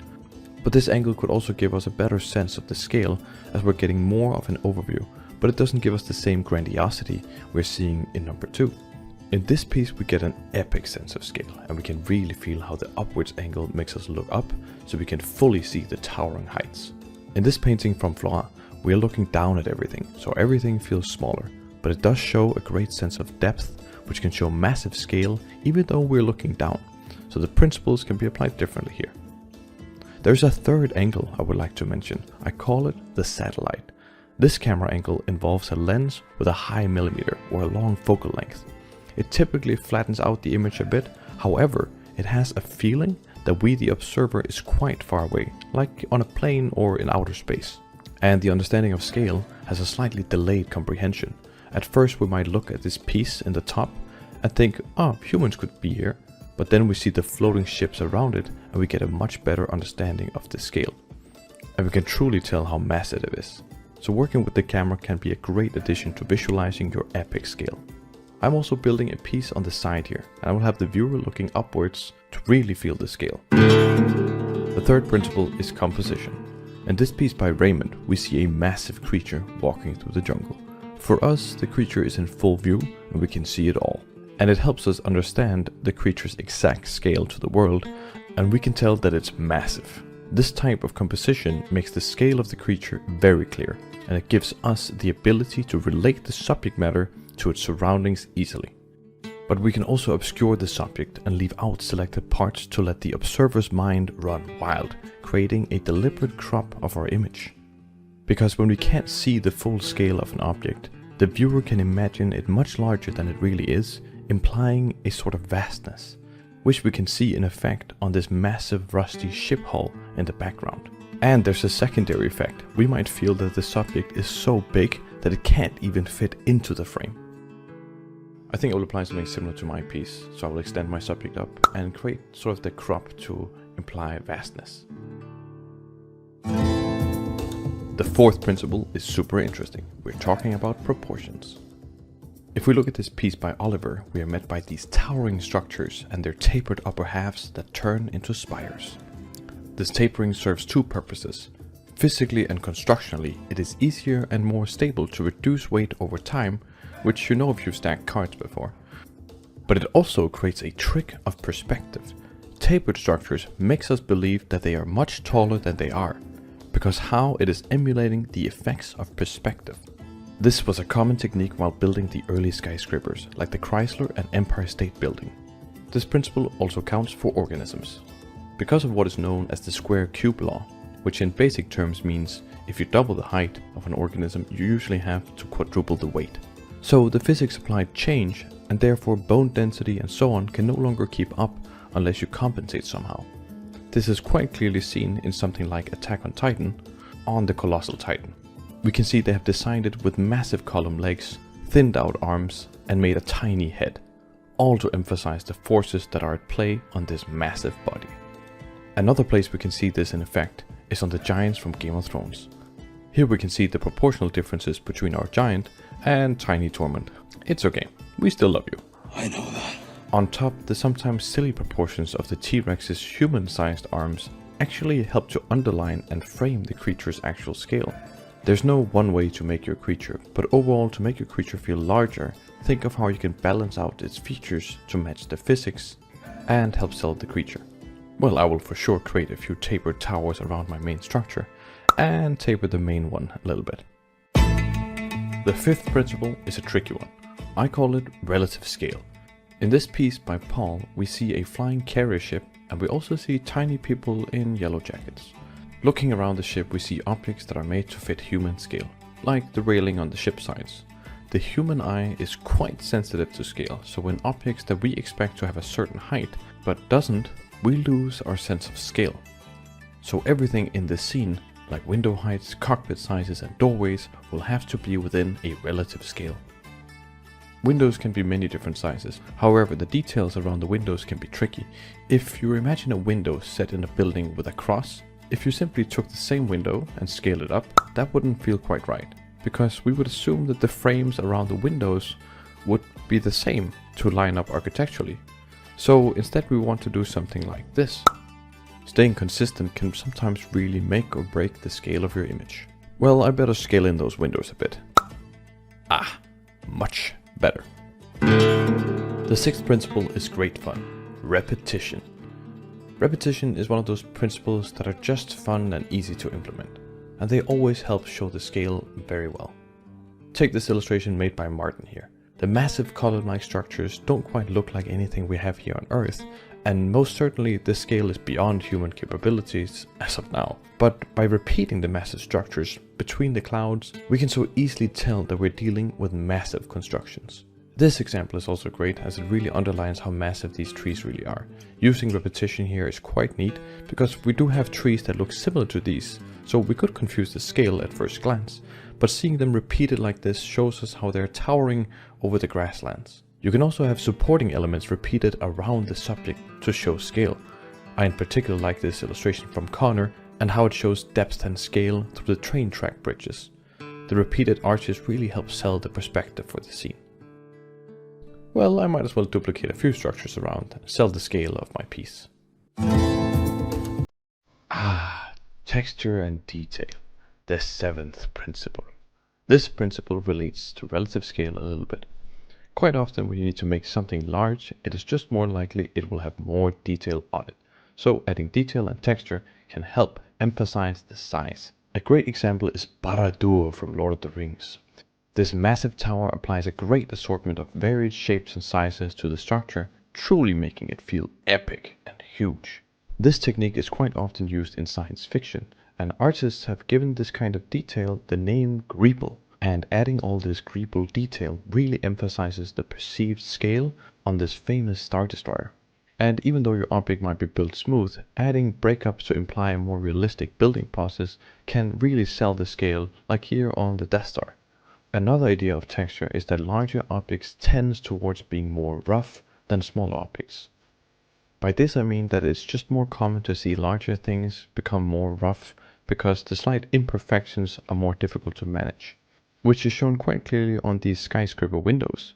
Each window placed is quite smooth and acts pretty much like a mirror, but when they are all put together, the slightest imperfections in alignment means the overall reflection appear rougher, even though the individual windows are perfect. We can see the same effect with the sun being reflected in the Earth's ocean. The reflection is there but quite rough, just from the unevenness of the waves. Theoretically we could make a perfect giant mirror, it is just less likely to see it. I'm going to make something similar to Barad-dûr, and adding lots of little detail variations to my scene will help bring it further. And I'll also make sure my textures are a bit more rough. The eighth principle will really sell the depth and realness of your picture. We're gonna look at atmospheric perspective. In this towering piece, we can see the structures fading into the background. Having your structures be so big that you have a noticeable change in atmosphere must mean that we are dealing with a scene of epic proportions. Additionally, atmospheric particles, and especially dust, are a little bit heavier than air, so they tend to settle closer to the ground. which is something we can see quite well in this piece by G. We can see it has this thick rolling atmosphere separating the different layers of the castle, resting down there at the bottom, leaving the top almost clear from atmospheric perspective. You will also sometimes see the same effect in between mountains. If we want to take it a step further, we should make a use of clouds. Having massive structures or cliffs reaching so high up that clouds intersect really helps sell the colossal heights of our subject, shown beautifully here by Min. And even though it is a more loosely painted illustration, where we wouldn't really be able to tell how big the cliffs are by themselves, the clouds really sell that these cliffs are reaching the heavens. I for sure want to see that in action. I'm gonna add some atmospheric perspective here, bleed out the top a bit, and add some epic clouds. The ninth principle is most likely the one you've all been waiting for: recognizable scale, also called birds for scale sometimes. The idea is to place something of a known size in the picture that we can relate to. Humans are a great indicator for scale, because we're human. So seeing a human relative to your subject makes it possible for the viewer to imagine themselves there and really feel the scale. In this illustration, for example, the humans lets us, combined with some repetition, truly understand the massive arch hanging above them. Another very common recognizable scale is using birds, also called birds for scale, as we can see in this illustration from Ankush. They really sell the enormity of the godlike ruin. Birds are easy to place in the picture because they're flying, so you could put them anywhere and they just give a sense of life and wonder to the image. Like in this picture from Jamie, seeing them swarm around this giant robot just gives it a movement of scale. I also really like the use case here in TJ's work. The birds are not really there to show scale, the human sort of takes care of that, but it does give an indication of the massive heights the warrior is located at, and that adds a whole lot of drama to the scene, which might not have been entirely clear without the birds. But really, any flock of animals or objects of known scale can be used, like in this underwater scene from Roma, where small schools of fish surround this mysterious supersized diver suit. Which is truly what I find awesome about these principles. Once you know them, you can use them to defy our expectations. Another example of recognizable scale is using little known environments to show the scale of something we're not too familiar with. Here we are seeing these massive carrier ships again, and the scale of the dock's environments around it helps us understand the rough scale of everything, as it is much easier for us to relate to the scale of cranes and containers than this carrier ship. Well, I better play some humans and birds for scale. Oof, we're getting closer. Nice. The final and 10th principle is special effects, or effects for short. When we look at the water falling in this image by Jessica, the size and breakup of the water helps us see the scale. If the scene was much smaller, the liquid would feel thicker and more sticky because of the way surface tension works. But when we go larger, it has a different feel. So this principle is really about how effects react at different scales, a bit similar to relative scale but for effects. Here we see a landscape of ruins by Ricky, and on those ruins we see thick overgrowth. But we also see there is a cutoff point of the overgrowth, where you may be getting too high up for the plants to reach, either because of the weight or the natural limitations of how high up in the atmosphere plants can grow. So you could use the growth lines to show the tallness of your scene. Also, if you're capturing a sense of movement in your image, like this one by Junling, these titans might be dragging massive plumes of dust and smoke with them, and note that the look of smoke also varies as it gets bigger and smaller. I definitely think I will add some overgrowth to my scene, and make it cut off at a certain point. And finally, let's look at some of the common pitfalls when working with scale. Generally, larger scenes have a pretty consistent and large depth of field, which means that the image is pretty much sharp all over. When photographing smaller objects, the reverse is true, and you have a shallow depth of field. So we associate small scenes with a lot of depth of field, unless you have a very high focal length. So it's not always the case, but something to look out for. Also, be careful with creating objects that are too similar at different scales, because it can confuse our sense of scale, so keep it clear. And avoid leading lines. You could by accident create something that appears bigger than it is, just from the surrounding area. And that's pretty much it. And here we have the final image. With that done, I hope you found this video insightful. If you want to learn more about making concept art, you can check out some of our other tutorials on the channel, or check out our extended courses on Gumroad. Links to all of it can be found in the description below. And if you like this video, leave a like. If you want to see more from us, subscribe. That's it, and thanks for watching. Well, obviously Karl was out with me last night, and he saw that I'm, he knows I'm a ladies' man, and that was obvious. Karl, you could see the vibe around me, couldn't you? When the chicks were talking to me. And just remembered recently, actually, I was on a train coming back from hometown Bristol, and I was on the train, and this girl walks on, good-looking girl. I thought, hey up, largely empty carriage. I'm thinking, my luck's in, because I take every opportunity, Karl. That's the thing about me, I don't choose. She was a good-looking girl. She sat down. I thought she sat down right near me. I thought, brilliant. As this guy comes up behind her, and says, I think it's probably a boyfriend or something. Sits down next to her. And I listened in on the conversation, obviously, because I'm pretending to read. It was very clever. I read the same page for hours, so I was pretending to listen. I was listening, but pretending to read. And I realised that it's not her boyfriend or anything, it's just some guy she's met on the platform. And I'm thinking, brilliant, if she's the kind of girl who's just going to start talking to someone, on a platform, on a train, brilliant, I'm going to be in here. Because he was only going one stop. So I'm thinking, what's the worst that can happen? He'll nick off, I'll get chatting to her, and who knows, I could join the... is there a train equivalent? Foot High Club. The Foot High Club, brilliant. And so I'm excited, I'm listening in. And it turns out that they're both kind of graduates, they've just finished university, or they're coming to their finals or something.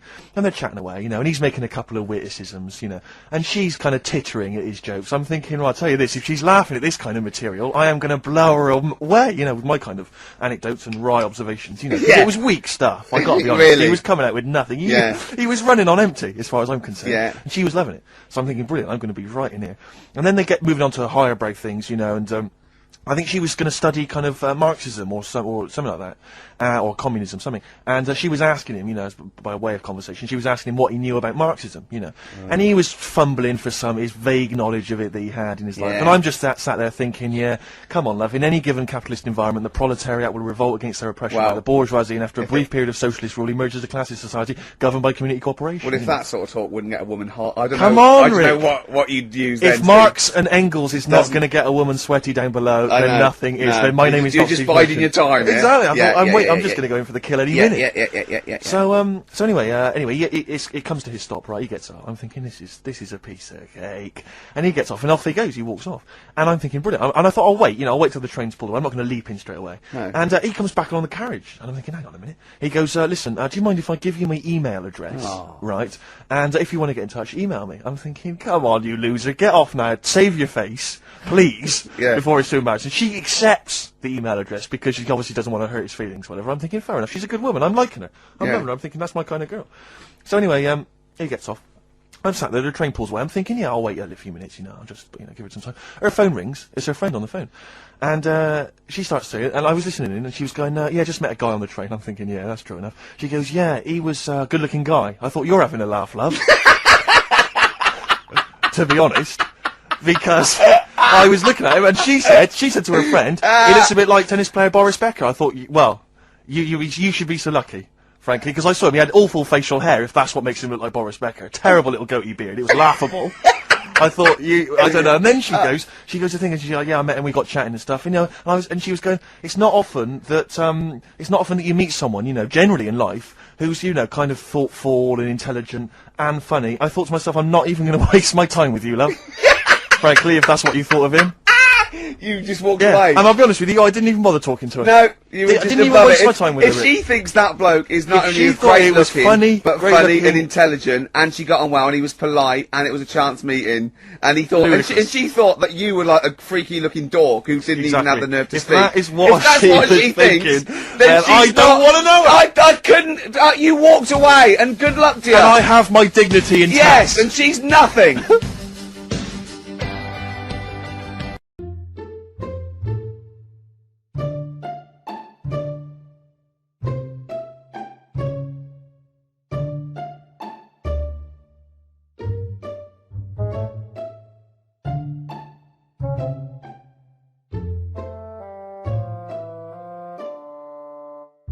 You meet this guy in LA who's done a lot of stuff to his body. Mm. That's a result of a lot of plastic surgery and liposuction and... 120 procedures. Yeah. About 100 and... What did he say? It's about $150,000 worth of work.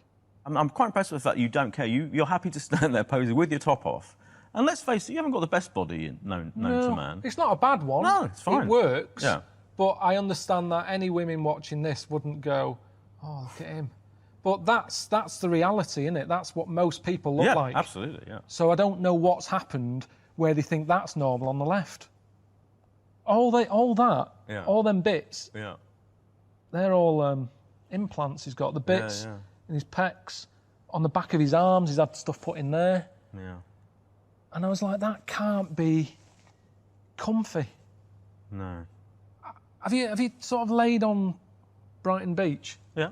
It's Pebbly Beach, isn't it? Yeah, I used to live in Brighton. Yeah. And it's not nice, is it, really? It's bumpy annoying, and that. And that's what I imagine it would be like for him to lie down at night, because he's not lying on his own bits. Right, it's all lumps of stuff. But honestly, the lengths people go to, he was telling me about how people have the ball sack. Yes. The testicle. Crack. Not just that anymore. Oh, what do they have now? Ironed. Oh, what? Oh, really? They have the things ironed because of the creases. Oh, God. They don't want creases in it. It's just like, what? I mean, so they want a smooth yes. ball sack. And again, I was saying they're not, lines on your face. It's about expression. It's about showing feeling. I don't know why your testicle. What's the proper word for it? Scrotal sack, maybe. Is it something like that? Yeah.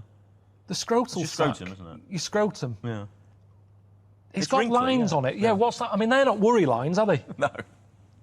I don't know what they're there for. I suppose it's to give it a bit of movement. But at the end of the day, they've been like that for thousands, millions of years or whatever. Don't worry about it.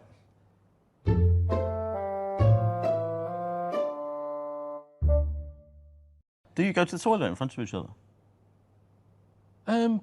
What I mean is, I don't say I'm going, do you want to come and watch? Right. But what I mean is, I don't bother locking the door and sort of wondering about noises and stuff. Okay. Have I told on the radio before about that time when I just passed my test and I was driving my parents' Volvo estate and we went off driving down some country lanes? Have I mentioned Is this the one with the... Yeah. I've told you, have I? Yeah. Have I told you, Carl? No. Thanks. You were going to tell us a little story about just a Volvo passed my estate. test. Yeah. My parents had a big Volvo estate, and there's quite a big car to drive. My parents didn't have a car. But I know you don't drive cars, Rick, but it's got a big car to drive if you've just passed your test. It's safe though, isn't it? It is very safe, that was the thing. Yeah. And I come from the West Country, obviously. There's quite a lot of windy lanes around there. You're joking, do you? They have cars there. Well, here he comes. Blimey, Carl. Learned on a tractor, automatic it was. Do you want me to tell it or not? Oh! Don't go about the accent! Oh no, I'm not worried. Oh, go on. Go on. So I went to this party. You have a go at him being from the north. Not when he's telling an anecdote. He's never told an anecdote. Oh yeah, fair point. Yeah, go on. So I went to a party and I was quite excited because I had the car, I had the motor, and there was a chick heading down to the party that I was like, I had my eye on. And I thought, now I've got a car and going to the party, it's going to be amazing, right? And various friends had said, like, can we get a lift? I thought, yeah, groovy. Yeah, I'll pick up the chick as well, who's a friend of a friend. Yeah. So cruising down to the party in the motor, the Volvo estate, and there's nothing sexier than that. Slipping a little bit of Billy Joel on the stereo or whatever. Something classy. Go changing. Exactly. And maybe it was Billy Ocean. Oh, I was quite a Billy. Maybe it was Get Out of My Dreams, Get Into My Car. Ideally. Yeah. So I get to the party, and inevitably it was one of those house parties where the chick that I had my eye on, she kind of was chatting to other guys, and she wasn't really paying attention to me, and I was sort of... Found out to get, was she again? Same old story. Oh, they make me They laugh. know how to tease, don't they, the ladies? Who are they kidding? So I'd follow her like a dog, from room to room. Yeah. And watch her Quite while... literally, sometimes he was barking. Yeah. And And while, just watch her while she talked to other blokes. And then, obviously because I was driving, I wasn't drinking, so I was not really enjoying myself. And then somebody said, should we go and pick up Vera? And I thought, right, okay. And they went, Steve's got a car, let's all leap in there, we'll go pick up Vera. And this girl was like up for it as well, so I thought, brilliant, I'll be back in the car with her, away from all these lads.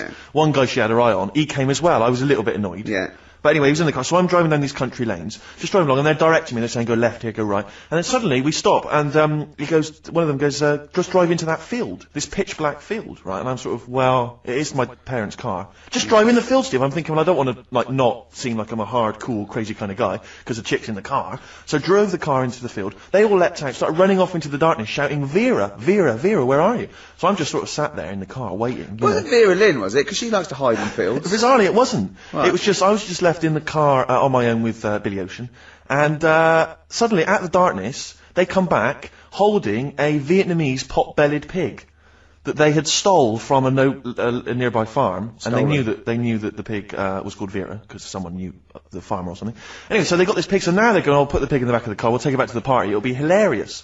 I'm thinking, well, I'm not sure I want a pig and all its, piggy crap in the car, right, crammed in there. But they say yes. So obviously, I'm thinking again, I don't want to look like I'm, a nerd. I'm terrified of that, Rick, ever happens. Yeah. So, So you go, hey, bring the pig into the car. Exactly. I'm no nerd. Exactly. Yeah, go on. So now we drive off again. I've got this pig kind of screeching in the back of the car. And they say, stop again, let's do some cow tipping. And they do that old thing, about the fact, because cows sleep standing up, don't they? So you can push a cow over and stuff. Yeah. So they're having a wild time, hilarious. So this time, now we get to a sort of dead end in the road. And they say, well, turn around, let's go back to the party. And I'm thinking, fine. Try and do a 3-point turn in this very narrow country lane, right? Get the Volvo estate wedged horizontally across the road. Can't get it out, just can't seem to sort it out. I don't know what, I'm panicking because there's a pig in the car, right? And, local disgruntled farmers, right? People drunk, partying, probably off their head on some kind of weed, Rick. Was it loads of blokes with, pitchforks and flaming torches going, burn him. He's playing with our pig. Exactly that. And so that, I was so terrified that all I could think was they're going to have to send a helicopter to lower a magnet onto the top of the car to lift the car up and put it the right way round. You used to read a lot of comics, didn't you? Yeah. Yeah. So, do you know what I started doing? What? Crying. Did you really? Yeah. Why? Just started crying, just very slightly, started getting upset. And the other guy that the girl fancied, he had to get into the driving seat and sort it out for me by slowly edging forward and backwards. That's the worst bit of the whole story. Yeah, edging slowly back and forwards. He just sorted it out, just slowly worked the car back round, and then we were off. You're just gently weeping. Just gently weeping in the back. The bloke had just taken the bird that you saw from a distance. Exactly. That was basically your wife in your head by then. Oh, yes. Wasn't it? I can't We were believe it. happily married with a pig for a child. Don't joke, that could happen. I know. The pigs come, if you like. Sorry? What did you say? What did you say? What did you say? When you do what, Carl? What? What did you say? No, what did you say? Because I don't want to have to go to the radio authority again. What did you say then? Just remember. We are going out live, Carl. Yeah, remember Tom Binns, right? What did you say? What I'm saying is, why were they shouting Vera? Because pigs don't come to the name, do they? Hey? I don't know the ins and outs of pig, have how to lure a pig into your trap. Can I just tell you some very, very interesting things about pigs? Please do.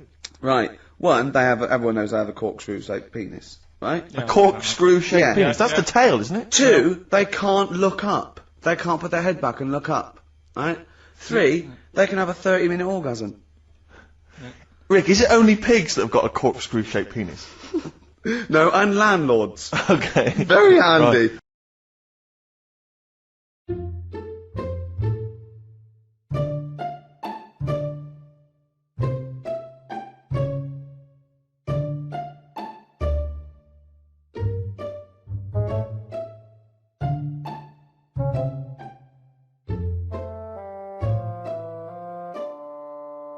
So you do the big topics, you're like happiness, death, and the first one is marriage and sex and women and all of that, and you meet this guy in Nevada. His name's Vinny, and he's a pickup artist. I mean, he's not after long-term relationship. No.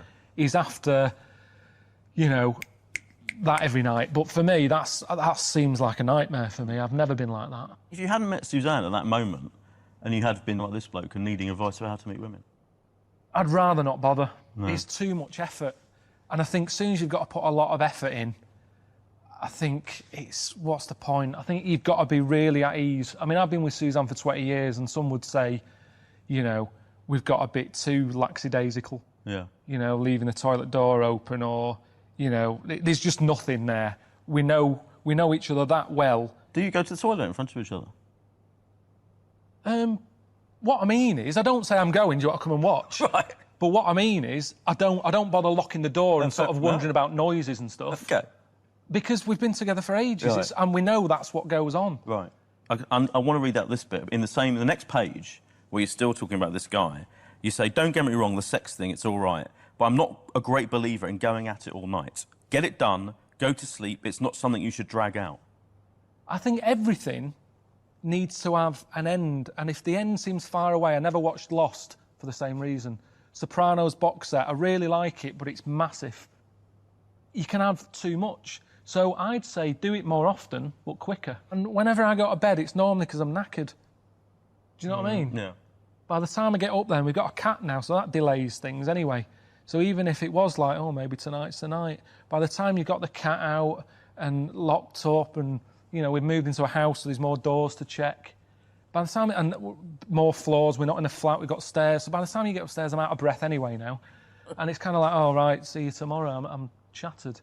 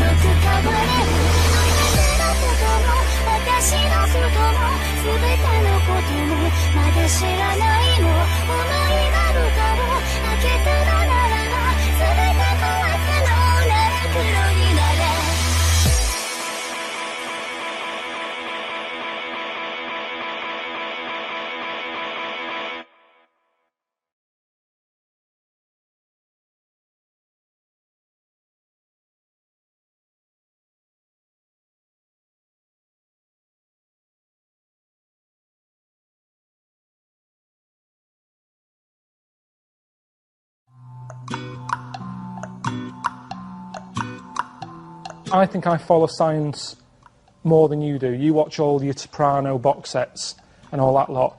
I'm watching science. I'm reading but you science. don't get anything from it. I do it for a minute. Well, what it have you learned entertains most me. recently? But you don't learn anything. It goes in and there's a guy, and then you extrapolate in your own little world.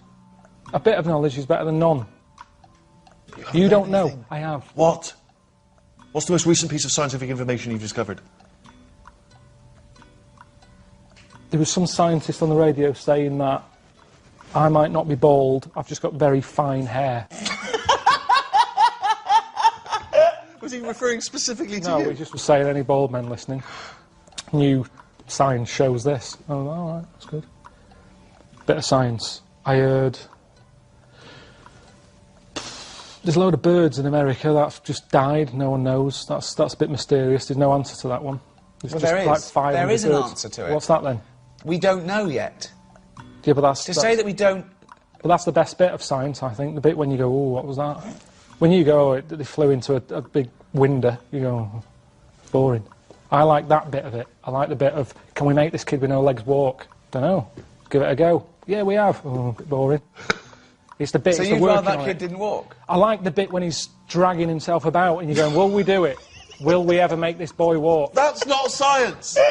I'd love to see that show coming soon to the Science Channel. Will we ever make this boy walk? Yeah. So he's got some new mechanical legs that he puts by the side of the bed. You How just would you- nick them okay, because you'd right. rather see him There's a crawl in little a kid, ring. has he got legs? Has he got legs that don't work? Right? They No, just don't they're just work. not there. They're just not there. He's got no legs at all. Was he born without legs? Right, so he's born without legs. Oh, this little baby's got no legs. Carl, will we ever make this boy walk? Well, we can try. Okay. That's the good bit. Down, down, down, down. What are you doing first? Down, down, down. Let's make some legs. What? Wood.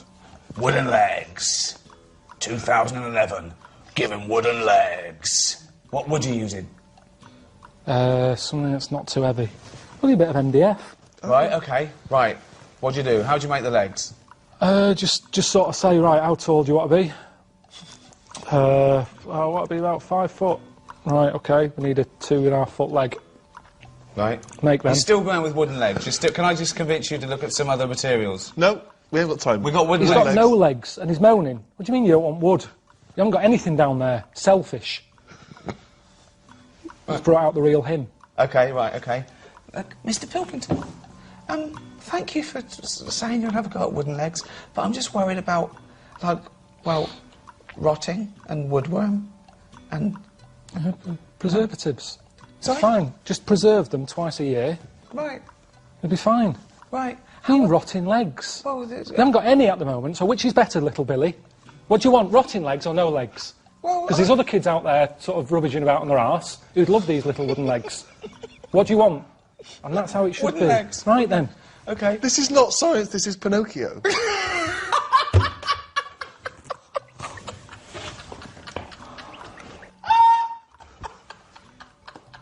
Right, come on.